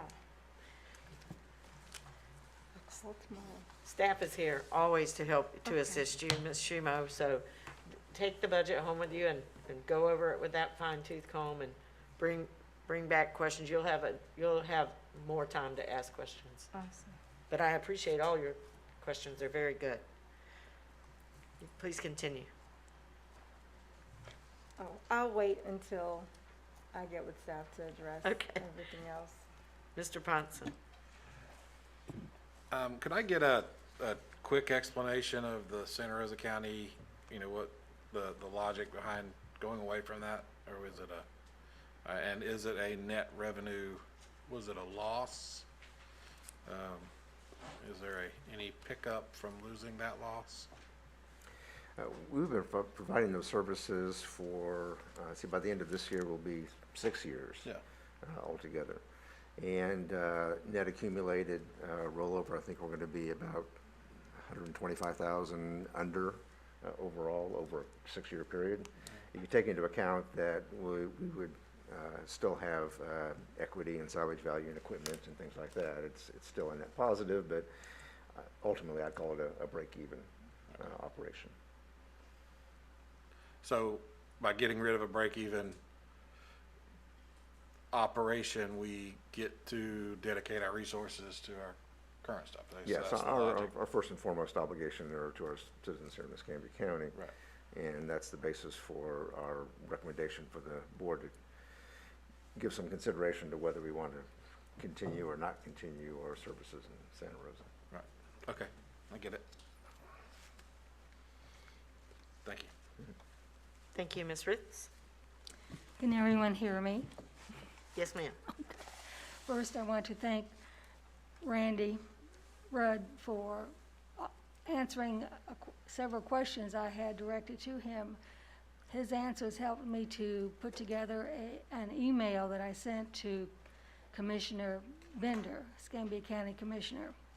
So I want to thank you for that. That was very helpful. Secondly, listening to the advertising and looking at the advertising budget, and then when I heard you say that you've had probably enough applicants now for the various positions that were open, I'm sort of hesitant now to bring up the 2 points that I had. First, for what it's worth, I had hoped that advertising would put a positive spin on the ECUA truck drivers, because they have, on our street, Deloach Street, they have been nothing but polite and helpful over all the years that I've lived there.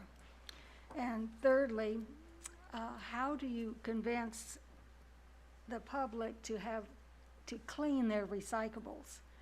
Quite frankly, it takes me a little time to make sure the contents are clean.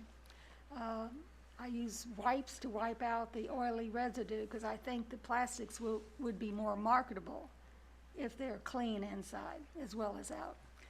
But I really want to thank you for the answers you provided, because it helped me see the scope of what a driver has to contend with when there's what I call a mega development of customers in an area that's being serviced. I also, can I go on? I also asked Commissioner Bender why the landfill closed so early. And so, believe it or not, I will be following up to see what time they have decided on, because here we have daylight savings time, and I see no reason for the landfill to close, especially with the influx of population. So, but that's what I had to say. Looking at advertising, how can they put a positive spin on the hardworking people that, especially the yard trash collectors? Yeah. So thank you. That's all I have. Thank you, Ms. Ritz. Ms. Schneier? I just would like to share how I deal with my recycling containers. I wipe mine out also to get the oily residue out, and then I put them in the dishwasher and wash them. And a lot of times, like with pickle jars, the dishwasher will take the paper off of the jar, so then you just have just the glass jar. So, I don't know, just a little helpful hint. Thank you. Mr. Kimball? So I'm glad that we're not ready to make a decision on this today, because I had some questions, but I will gladly direct them to staff afterwards. But I just had one question so I can get on. Is it safe to assume that on page 74 with the CIP projects, that the line there is where we are drawing the line based on the budget? That's what, everything above the line is in the budget? Is that? Yes, sir. Okay. So for new CAC members, on page 74 is your capital improvement projects for year 2021. And the budget that they have proposed will take us down to where the dark line is drawn across. Everything above that will be included, everything below not. That's my only question. Thank you. Ms. Benson? Madam Chairman, what is how are we going to go through the budget? Are we going to go department by department and have the department heads answer questions? What do you propose? That's the way I like to do it. Yeah. Yeah. And over a course of meetings? Uh-huh. Okay. So next meeting, we will expect to do a certain number of departments? Yeah, I would probably bust it in half. Okay, But okay. yeah. And would we take the CIP budget after that? Okay. I think that's the only way to do it. Okay. Don't you agree? Yeah, I like doing that. I Yeah. didn't know if we were going to plan to do that today. It seemed like a lot. So Yeah, no, it right is a now lot. we have the overview. When we get this on Thursday and then have to come in Right, on Tuesday, I don't think anybody has enough time to go over and ask all the questions that they want to ask, but I think by next month we'll be able to get through probably half, at least half. If we go fast, more, Okay. but the first half, maybe we can get through water and wastewater the first. May I make a couple of comments in that regard? Yes, ma'am. Several years ago, I proposed that we do something with our goals and so forth. I would like for the department heads to be prepared to address their goals for the last year and how they did in relation to those goals. If they proposed reducing something by 10%, how'd you do? Because I think that's part of that process is if we keep saying this is our goal, but we never have accountability, it doesn't do us any good. So I'm curious as to where we stand department by department. And it was very interesting to look through these and see the different departmental approaches.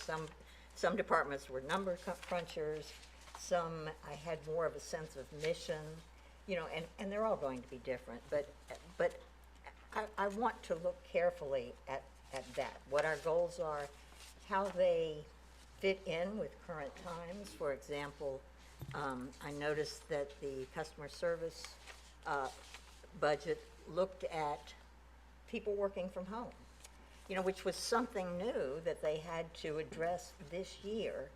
And I think all of our budgets ought to reflect a unique time. So those are the kinds of questions I'm going to be asking, in addition to different line items which jump out and I'm not sure of. But those are easier to answer than the bigger picture. Thank you, Madam Chairman. Thank you. Yeah, and I liked when I looked at the process, it changed a little bit this year with the targeted accomplishments and maybe what you're saying is how did we do on those accomplishments? Yeah. So, thank you very much. Ms. Schneier? Yeah, I'd like to see how the consent order, I'd like to see a consent order addressed and how well they're progressing and what was accomplished and how many fewer SSOs we've seen. Yeah, I think that's what I had asked for earlier, was especially for the new members, if we could go through that again. Thank you. That presentation. It's a good presentation. I think you'll enjoy it. Thank you. Ms. Benson? Mr. Perkins? I just wanted to echo some of Ms. Benson's comments. I mean, anytime you get a new director, it makes people a little nervous, and both the staff and board members. And I think with the presentation of this budget that Mr. Woody and the staff have put forward, it gives me a sense of confidence and comfort. It's a very responsible, practical budget. It recognizes the growth that we're seeing. It builds reserves, which is a necessary thing, and it considers the needs of our customers. And so I'm really pleased with it. We had this one guy that comes every year, and I remember last year he gave his Martin Luther King "I Have a Dream" speech, that I have a dream that one day I will come to the ECUA and there will be a budget meeting where there will be no rate increase. And, Mr. Basso might get his dream this year. For a large number of our customers, who live in the city, there is no rate increase. And for those outside of the city limits, the rate increase is really pretty nominal under sanitation, and it's really needed.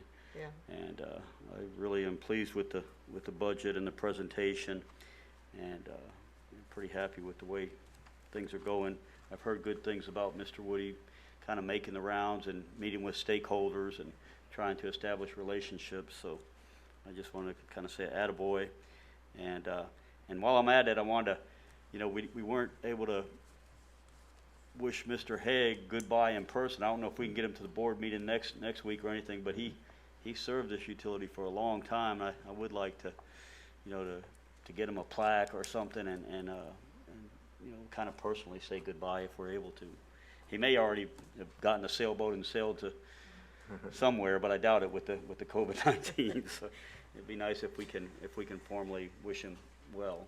Thank you very much. As you can imagine, even though he's out of the office, just completing, I believe he's still being paid out some vacation time, but he's effectively out of the office. We've still received a few emails from him here and there, doing work kind of on his own time, but still with the interest of ECUA in mind. That shows a lot about his character. I'd also like to reiterate something I said earlier. I came into this budget a little late in the game.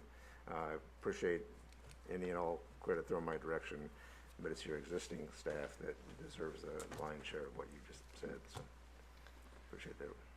Thank you. I reiterate the thing about Mr. Haig. If we could get him here next week, that'd be fantastic. Yeah, I'll make the invitation. Dr. Walker. On page 34, there's a summary of the water and wastewater system budgets. And is it correct to say, I just want to make sure I'm understanding and talking right, is it correct to say that that's a 157 point something million dollar budget for water and wastewater? It is correct. Yes. That's okay. correct. And what is it for sanitation? The total Oh, amount? I'm sorry, I see what you're saying. That's water, wastewater that's on that some total page. of wastewater and sanitation combined. No, I'm sorry, that is just water and wastewater. Yeah, that's just water, Sanitation wastewater. is- Well, never mind. We add the two together and Add that's the our two total together, budget. Okay. Thank you. Thank you. Yeah, it's huge. So, and if there are no further questions, on that part, I want to say thank you very much to staff. This is amazing that we're able to do this, and especially in this year when it's been a very difficult year for everyone. And I too want to thank Randy Rudd, because I know what they went through with yard waste and sanitation. And please tell Keith how much we appreciate him.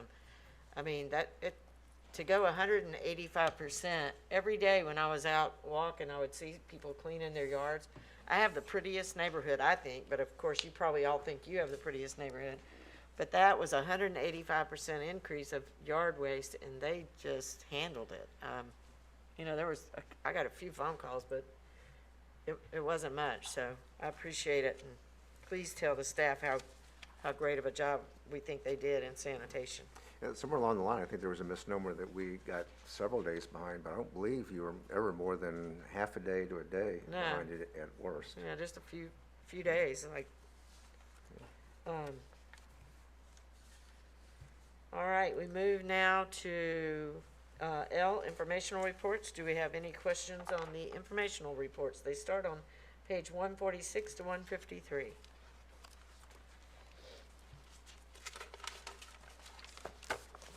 And if not, we move now to unfinished business, item M, and I have a few things here. An update on, oh no, I did that already. that's it. No more unfinished business. N1, new business, recycling dumpsters. Mr. Walker. Walker, Dr. Walker. I had 3 items, Madam Chairman. Yeah, I was gonna go with Good. the recycling dumpsters first. The first is the recycling dumpsters. There has been a big flap about the ugly conditions around the sites of the county sites where recycling dumpsters are made available for the public to use. These sites have and sometimes become extremely unattractive because large amounts of excess materials are left at those sites. When the dumpsters are full, the people just put their stuff off on the ground beside the dumpster. And then a big wind comes along and everything that can be blown away gets blown away across the landscape, usually toward the nearest road where everybody's driving by and being very critical. We were concerned about this back in 2017 when we negotiated an interlocal agreement with the county commission. Concerned so much that we insisted that additional language be put in the interlocal agreement specifying that the county commission or the county staff, whatever, was responsible for cleaning up the premises, for policing those areas around the dumpsters. ECUA's responsibilities under the interlocal agreement are to provide and maintain the dumpsters, and that's essentially, the providing is essentially because it's our trucks that are emptying them, and so we wanted to buy the right kind of dumpster to use with our trucks. I think that's the reason.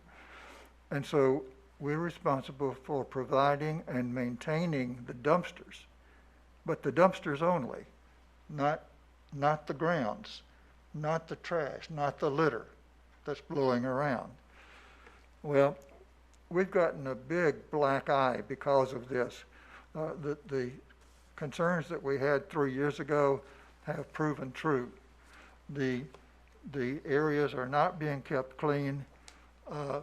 Litter is blowing all over the place. People are bringing excessive amounts of materials to these sites.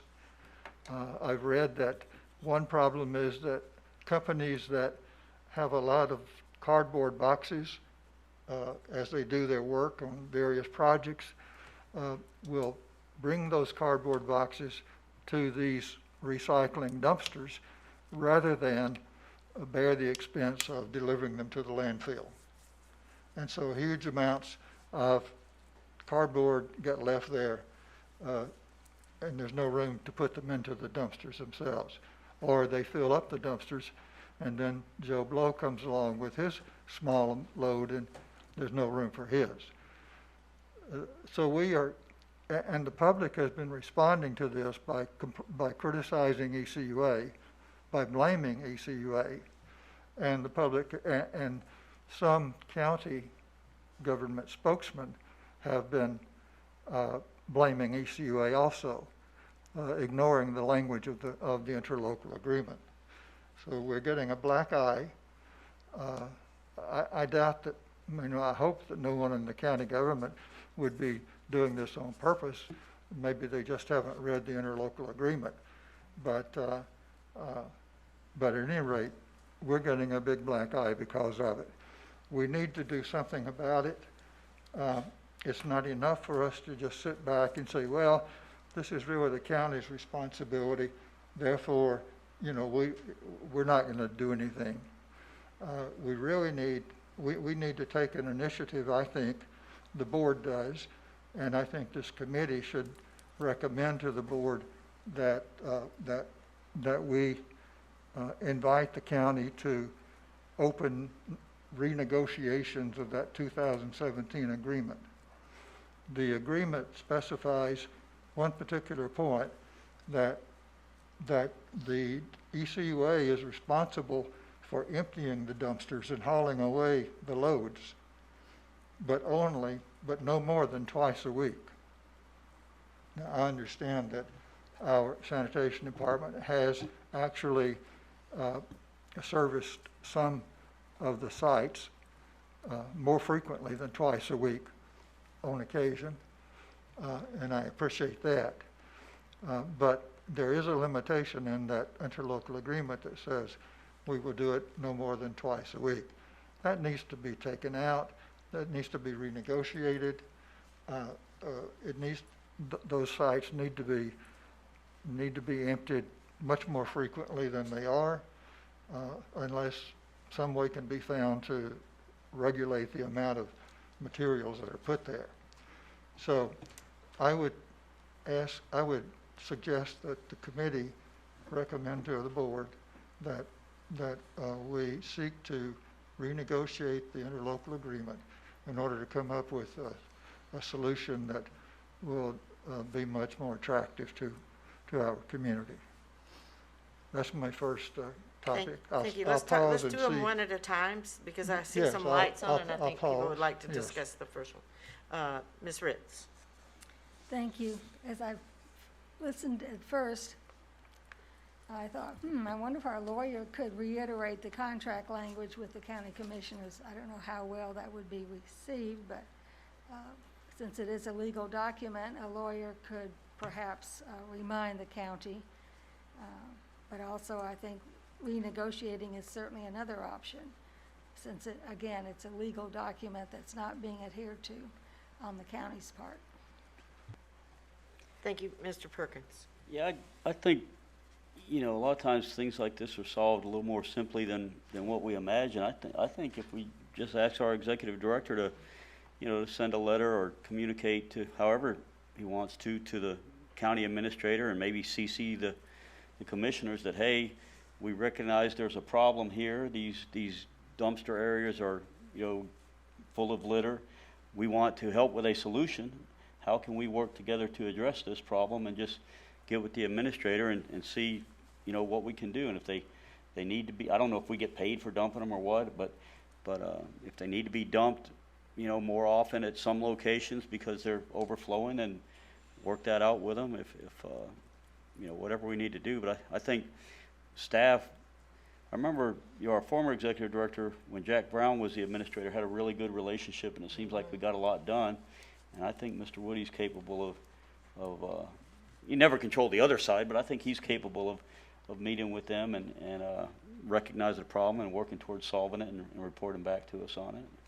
Thank you. I like that approach a lot better to, work together. A lot of times you get more with honey than you do with a stick, so rather than getting a lawyer and saying, hey, this is our agreement, you better do whatever. Exactly. I'm not recommending a stick. I'm not asking that the lawyers be involved. We might all, reach out to our counterparts and just have that discussion. I've already got a note here who I'm going to talk to about it, and just get that discussion on the table with them and let our administrator handle it. Thank you very much. I appreciate bringing that up. And I have heard some complaints about it as well, so. I drove by one today on Johnson on the way here, and it was a big county recycling, and I thought, boy, that's trashy. I mean, I did notice it was overflowing. The one in Perdido is the same way. So, okay, thank you very much for bringing that up. I think you had affordable housing next. Yes. Affordable housing is something that's missing in many communities. It's missing a lot in our community. There's not a lot that ECUA can do to make housing more affordable, unless it be to eliminate all of our standards that we require of developers and home builders, and let people suffer from poor construction in order to get lower rent. Well, we don't really want to do that. I've been thinking about what, if anything else, we might do. And it has occurred to me that one way we could help with the affordable housing concept is to have a progressive rather than a flat impact fee or impact fees on water and wastewater on new construction of residential properties. This would be a rather radical departure for us, I think, from the present. Some people would love it. People who bought simpler, smaller houses would get a lower impact fee added to the bill of the house, and people who bought bigger houses or whatever, however the standard is set, would pay more. In general, that strikes me as a good arrangement, and I would like to suggest that this committee recommend to the board that we have a look taken, a fiscal analysis of a progressive impact fee rather than a flat rate. Thank you. Ms. Benson? Madam Chairman, I believe we are looking at the issue of impact fees, and there will probably be a presentation coming to us, so we can consider what you're talking about. And I think it would be important for our attorney to be involved, because what you're suggesting, while it makes sense to all of us, we need to make sure it's legal, because there's all kinds of legalese about impact fees. But we might ask Mr. Hayden when we are going to be looking at the proposal on impact fees. Thank you. Yes, there are many legalities involved and Lots. complexities, and it may not be, I don't know if there are progressive impact fees anywhere. I really haven't heard. But I think if it's legally possible, we should consider it in order to contribute to the concept of affordable housing. You're correct, Ms. Benson. We do have a contract to review our impact fees and miscellaneous fees right now. I hope to bring that to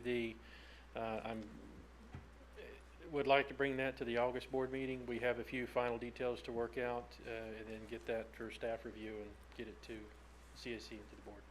Thank you. Thank you. Madam Chairman, may I comment? Yes, sir. I like that idea. My concern or response would be for that to really be effective. We're a part of the equation, but we're a small part of the overall equation when it comes to the cost of housing. It would be interesting to raise that type of idea or concept to our other community partners, city, county, et cetera. They distribute CDBG funds and other things like that based on low to moderate census tract information. That way they make it objective and try to provide some understanding and some objectivity to where it's applied, where is it applied. I would be interested in talking about their interest in doing something like that so that we could collectively contribute to a concerted effort by multiple agencies in order to kind of multiply the effect and get some quick results. I worry that if we do a small part on our side and others aren't, that just winds up being a little bit of extra profit in a developer or builder's pocket. It doesn't produce the net result that you're really trying to do. Get rid of the regressive and instead have a progressive rate that tries to produce a better result. Thank you. Mr. Perkins? Yeah, I agree completely. Workforce housing, affordable housing is something I've been really concerned about and hopeful that we can find a way to participate in and be helpful with. And, you know, doing it in a vacuum is not advisable. I would like to see us. I know the city and the county are both. Lumen May, Commissioner May is real concerned with it, and he's trying to do a lot on workforce housing. And I know that the city of Pensacola is making efforts on workforce housing. They may have set up a committee. I think they may have. But any way we can assign a staff member or even one of us to participate in that, I mean, I think it's something that we could be very helpful to them with. And we're just a small piece of the pie, not the whole pie, but if you put enough pieces together, you get synergy, and I think it could happen. But you know, our impact fees are one thing, but they're a small part of what we look at when we're trying to go into workforce housing. And I've had people call me on this issue before, and I've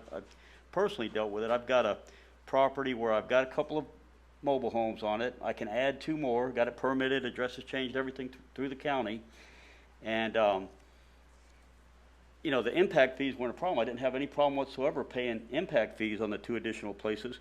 But I was going to be required to put in 2 new laterals, tear the road up, do all that, rather than just hooking the plumbing to the laterals that were there. And I was told, and other people have been told, well, ECUA is trying to discourage that. Not that we have any policy or anywhere. We may or may not, but I don't know if we do or not, but we're trying to discourage that. Well, I think it might be time for some new thinking, and if we're trying to encourage workforce housing, rather than have somebody spend $10,000 each additional unit, if they can tap in and accept responsibility, hey, sign a waiver. If anything ever happens with that, you know, and it backs up, you know, it's your responsibility. It's not ECUA's. It's, you know, the people who live here and everything.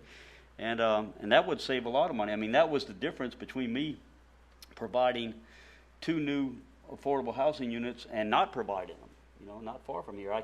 I looked at that cost and I said, man, I'm just not going to do that, you know.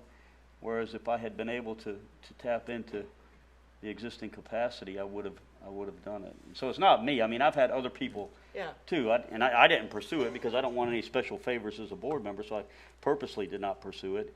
But I think as a policy, it might be something we want to look at if we're trying to encourage mother-in-law cottages or a small additional house on people's private property so that they can rent that out affordably rather than, you know, having every 1,100 square foot house in town cost $1,250 a month for rent. People can't afford that. Exactly. Thank you, Mr. Perkins. Ms. Benson? And in looking at a good policy, we have opened a can of worms because we don't want new housing to be so affordable that we throw away existing neighborhoods that we need to recapture, you know. So it is very complex, and I think it needs to be looked at beyond what Mr. Hayden is studying, which is probably more limited in scope. It's an important discussion, but we'd be here all night, I think, if we started now. But thanks for bringing it up. Thank you. But I do think at the very least we ought to try and coordinate with the city and county and see where we can be helpful, you know, to their efforts. I agree. So I see Bruce over there writing as we speak. Taking notes. Thank you. Dr. Walker, you want to continue with your cost estimate sewer line? I'm sure that there are ways that we can cooperate with the city and the county on this front, but our impact fees are a matter strictly for us to decide. So we don't have to ask their permissions, and we don't have to fight with anybody about it. It's just something that we can do. I would recommend that we work with the Home Builders Association and see if we can get those gentlemen and ladies to go along with the idea. My third topic is strictly a District 5 topic, and it is that I wish to ask staff to do a rough, just a rough estimate for us of the cost of running a sewer main up to the Molino area. Currently, the most northern sewer line we have is on what's called Quintet Road.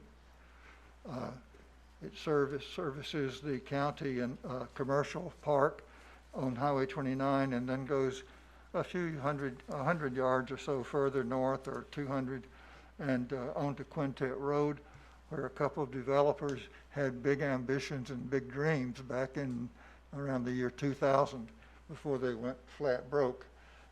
And those 2 subdivisions sat there for years. They are filling up now, by the way. But from there to Molino is a pretty good distance, and there's not much in that area, in that territory. But if staff could give us an estimate of the cost to get a sewer line, so that we have some idea of what we're talking about. This is a very big issue in the Molino area anyway, And it would be good to have some kind of rough estimate. Thank you. Thank you. We Just almost- one comment I would add to that. Designing of sewer systems based on a fairly broad description, there probably have to be an awful lot of fee. I'm not familiar with the topography of the Molino area and the complications that result from that. So whether we're talking about gravity sewer extension or installation of a pump station, force main, and all those sort of tons of factors that go into that design. So please understand from my perspective, I think there's a lot of iterations in trying to make some assumptions, get some information, et cetera. So what we'll present back to you will be very qualified. This much for this consideration, this much for these kind of considerations. Thank you. Ms. Schumo. A couple of things. That's also an issue actually in District 3, especially in the Inslee area, as well, and right before Cantonment as far as sewer expansion. So I thought, is there a plan in place of where we're going next? Because that's something I have been planning on meeting with staff about as well, is to have more of an understanding of how we do go about our sewer expansion. So Stacy, do you want to take a stab at that one? Stacy's done. I'll probably have some comments to add too. I apologize for being so long-winded in my answers. So the sewer expansion, we look at several factors, you know, environmental impact, history of failing septic tanks, you know, cost per connection when we do a cost estimate. All those things come together, and we have a list of sewer expansion projects that we try to prioritize each year. There is a huge demand for sewer expansion, and we obviously have a limited budget. But we go through every year if we have some money, and we bring these to the board, to the CAC, and see which project we can get done. So with respect to the Inslee area, it is on our list of projects. I'm not sure at the moment where we rank. That is another topic probably for a presentation to the CAC that we need to have, just so, you know, hey, look, we've got new members, bring everybody up to speed. Be more than happy to do that for the CAC if you see a desire, which I'm. That would be great. Yes, ma'am. Thank you. Thank you. Great questions. Of course, we always go, you know, if it's a health issue, Ms. Schumo, that's number one. And like you said, we do try to be environmentally friendly. So if it's something that's closer to a waterway, but so Ms. Benson gets a little more than Dr. Walker, a lot more than Dr. Walker. But you know, we have been working some in the Inslee area. I've got a project that I want to work on Perdido Bay because it's close to the waterway. It's small, very small project, and you know, board members bring those. And one of the things too, we want to make sure, believe it or not, there's a lot of people that don't want sewer expansion. So, I mean, if you talk to people in one subdivision, they may get really angry and mad if you want to put sewer expansion there. So the first thing I do when somebody starts talking to me about sewer expansion is offer to walk the neighborhood with them and see how many people want sewer expansion in that neighborhood. If it's upwards of 60%, then I start working on that. If it's 20%, and 80% are going to be mad if we put sewer there, then I kind of go on to the next project. So that might help a little bit. Mr. Perkins. It's good topics, good discussion, and yeah, we do have criteria that we try to focus on. The main one is threat to public health and safety, and we've done some big projects in Inslee because there was leaching septic tanks and children playing and all that. So we've done some projects in Inslee, and I'm sure there are more needed. There's more needed everywhere, but threat to public health and safety is a big one. If people can display that, that's one. Surface water protection, if sewage is or septic is leaching from septic tanks into bodies of surface waters, Carpenter's Creek or places like that, we want to try and protect that from happening. So that's a criteria. We want to protect our drinking water, so if there's near water wells or the water supply, we want to make sure that we're making that a priority. And then kind of what Ms. Campbell was talking about, community support. You know, you don't want to try and put a septic tank, put a sewer system in an area where people are completely happy with what they have, and they're going to fight it, and they don't want to have the bill. You know, usually they want the system because it helps the value, and they don't have the problems with the septic tanks. But as far as Molino, I mean, you know, a problem with that, and I would love, believe me, I would really love to see sewer in Molino, because I've got a little bit of property up there close to the river, and it would be nice. I would love to have a sewer system out there, believe me. But the problem is that, you know, if you go up 29, which is the main highway up there, and if that's where you took the sewer system, Molino is very spread out, and a lot of old Molino is far away from 29 down by the river, you know, so it would be really difficult, I think, to get sewer to all that population. I'm not saying it's not possible, but I think it would be really difficult and really expensive, because you'd have that big trunk going up 29, but a lot of the housing and stuff is pretty far away from that where they need it. Of course, it might open some of that up for development, but the current people, I don't know how you'd reach them. I like it. Are you going to stay on the same topic? Because I wanted to add one more thing to that one. I just had one thing to say about Inslee. There have been several sewer expansion projects in the Inslee area, probably more numerous projects than anywhere else, any other part of town. The reason is because a lot of Inslee has qualified for community development block grants from the federal government.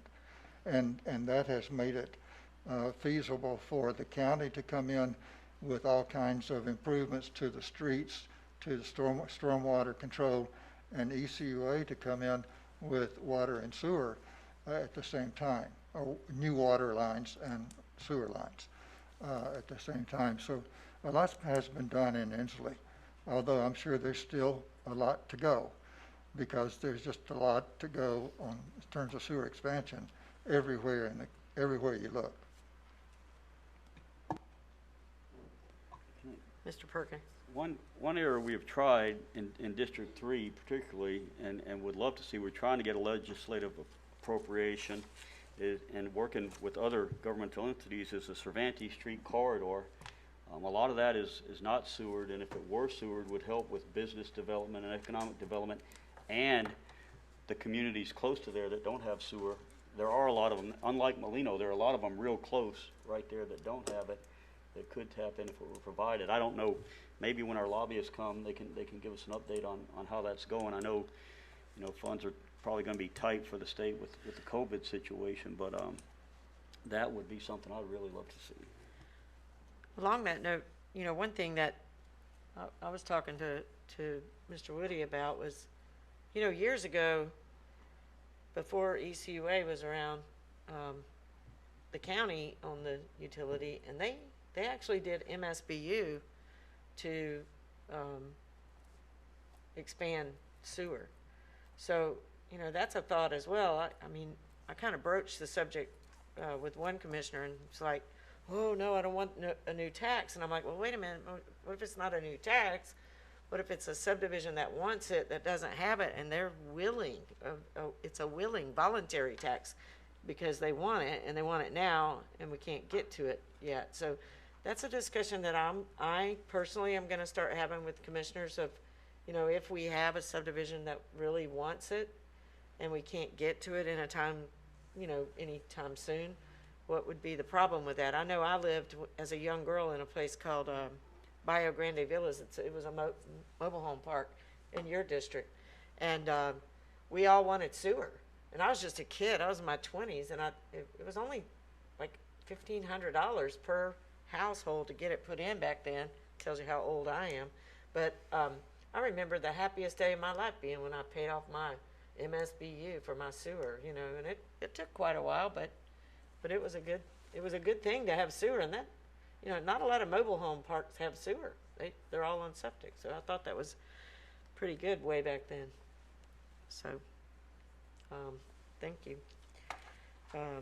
We now have protocol for trash yard missed pickups, and I guess that's gonna be, you have a question about it?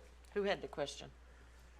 Oh, okay, Ms. Schumo, sorry about that. I want clarity on how that works when it's missed. My understanding is now if it's missed, they have until 6:30 at night to pick up, and you're to call the next day and to come out.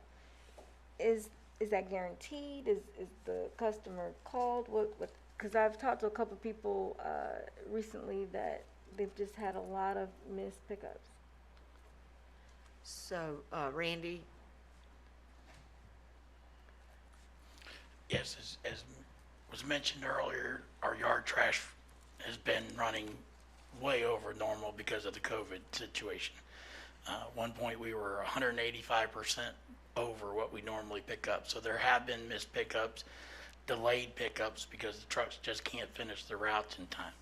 So the procedure is we tell them we are picking up till 6:30, 7 o'clock at night when it gets dark. It's not safe to be out there any longer. If a customer calls the day of their normal collection, we tell them to call back because the truck may still be out on the route. They call back, the work order is issued, and we will send the truck back as soon as we can to pick up the yard trash that was missed. Okay. Now, if it continues to, I'm sorry, one last caveat. So let's say it's still not picked up, do they need to call back again, or does it level up? What should be the next step? Like I said, right now, the routes have been running about 4 to 6 hours behind. So they may be the same areas not getting picked up on a weekly basis because of that delay. So that could be the problem. But if they're not being picked up at all, yes, they need to call customer service and report it as a miss, and then the supervisor will take care of it. Okay, thank you. Thank you, Madam Chair. yeah, I've had a few of those, not a lot, but, over the last 3 months of COVID, probably 3 or 4 that just got missed. I mean, and they did not come at all, and the people text me, and I always send a note to Keith Kyles, and it gets picked up that day. I mean, usually, and then if it's an ongoing issue, he'll get on the phone with them and work with the driver and figure out why. Sometimes in my area, because I'm Beulah, it'll be because it's a dead-end street and they have to back down the road. And sometimes the driver drives by and looks down and doesn't see trash when there's trash there. So, Keith will give them a reminder that even if they don't see it, they need to back down the road and make sure that there's none there. So, there's different reasons, but it's usually pretty easy to work with them. I have him on speed dial. I'm probably his worst enemy. Okay, and then you had working on laterals. That would be mine. Ms. Benson. Thank you, Madam Chair. did have you I'll down be for quick. I know the hour is late. There was an incident that came up right after everybody sort of was sent home in March, where a contractor broke a lateral to a sewer lateral. And it was an elderly couple who was in isolation, and the son was helping them out, and he was in Tallahassee. And we sent someone out, and it was determined that the break was the customer's responsibility. Well, these were older people, and they didn't know what to do. It was hard to get a plumber out because everybody was in isolation. And so they involved the county commission, and Mr. Woody was invited to go to a county commission meeting where he, I think, impressed everybody at the county with his professionalism and so forth. But there were many, many questions about our policy, and I've since learned that there are different ways to define what's ECUA responsibility, what's the homeowner's responsibility. So I would just like to put on a future agenda of the CAC, after we've done all the budget, this is not an emergency, but I would just like an outline of what our policy actually is, what the rationale is, and what some other policies are, so that we can make sure we all know what it is, and it's the best policy for our customers and ourselves. So if we could just refer it maybe in the fall. thank you for bringing that up. I watched that same meeting, and I thought it was a very good meeting, and I had a lot of questions about that same policy, so I appreciate you bringing that up. Ms. Schneier? I'm just curious, was the contractor who broke the lateral employed by ECUA, or were they hired by the elderly couple? Okay. You know, it happens. It could be AT&T or The cable company. cable company or, Well, it you seems know. like they would be responsible for it, whoever Yeah, they hired w- the contractor. They usually are if you can prove it. Sometimes that's easy because their cable's right there running through the middle of the lateral. But finding out when it occurred and by which contractor is the challenge.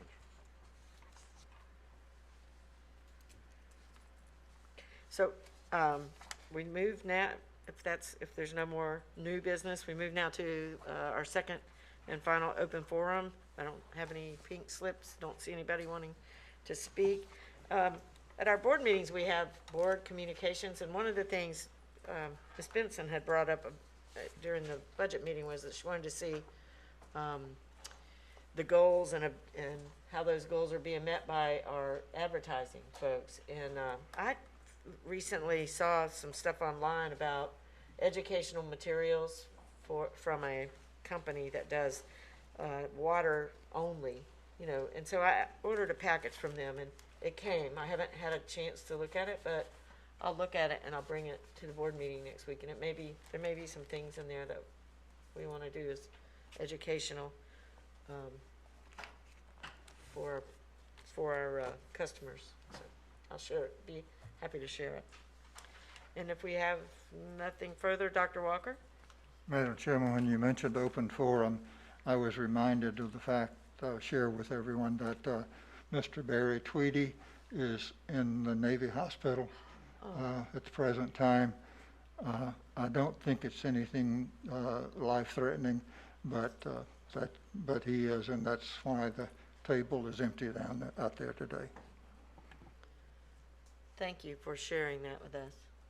If anybody could get a way to send him a card, that would be very much appreciated. Thank you. And if nothing further, we stand adjourned.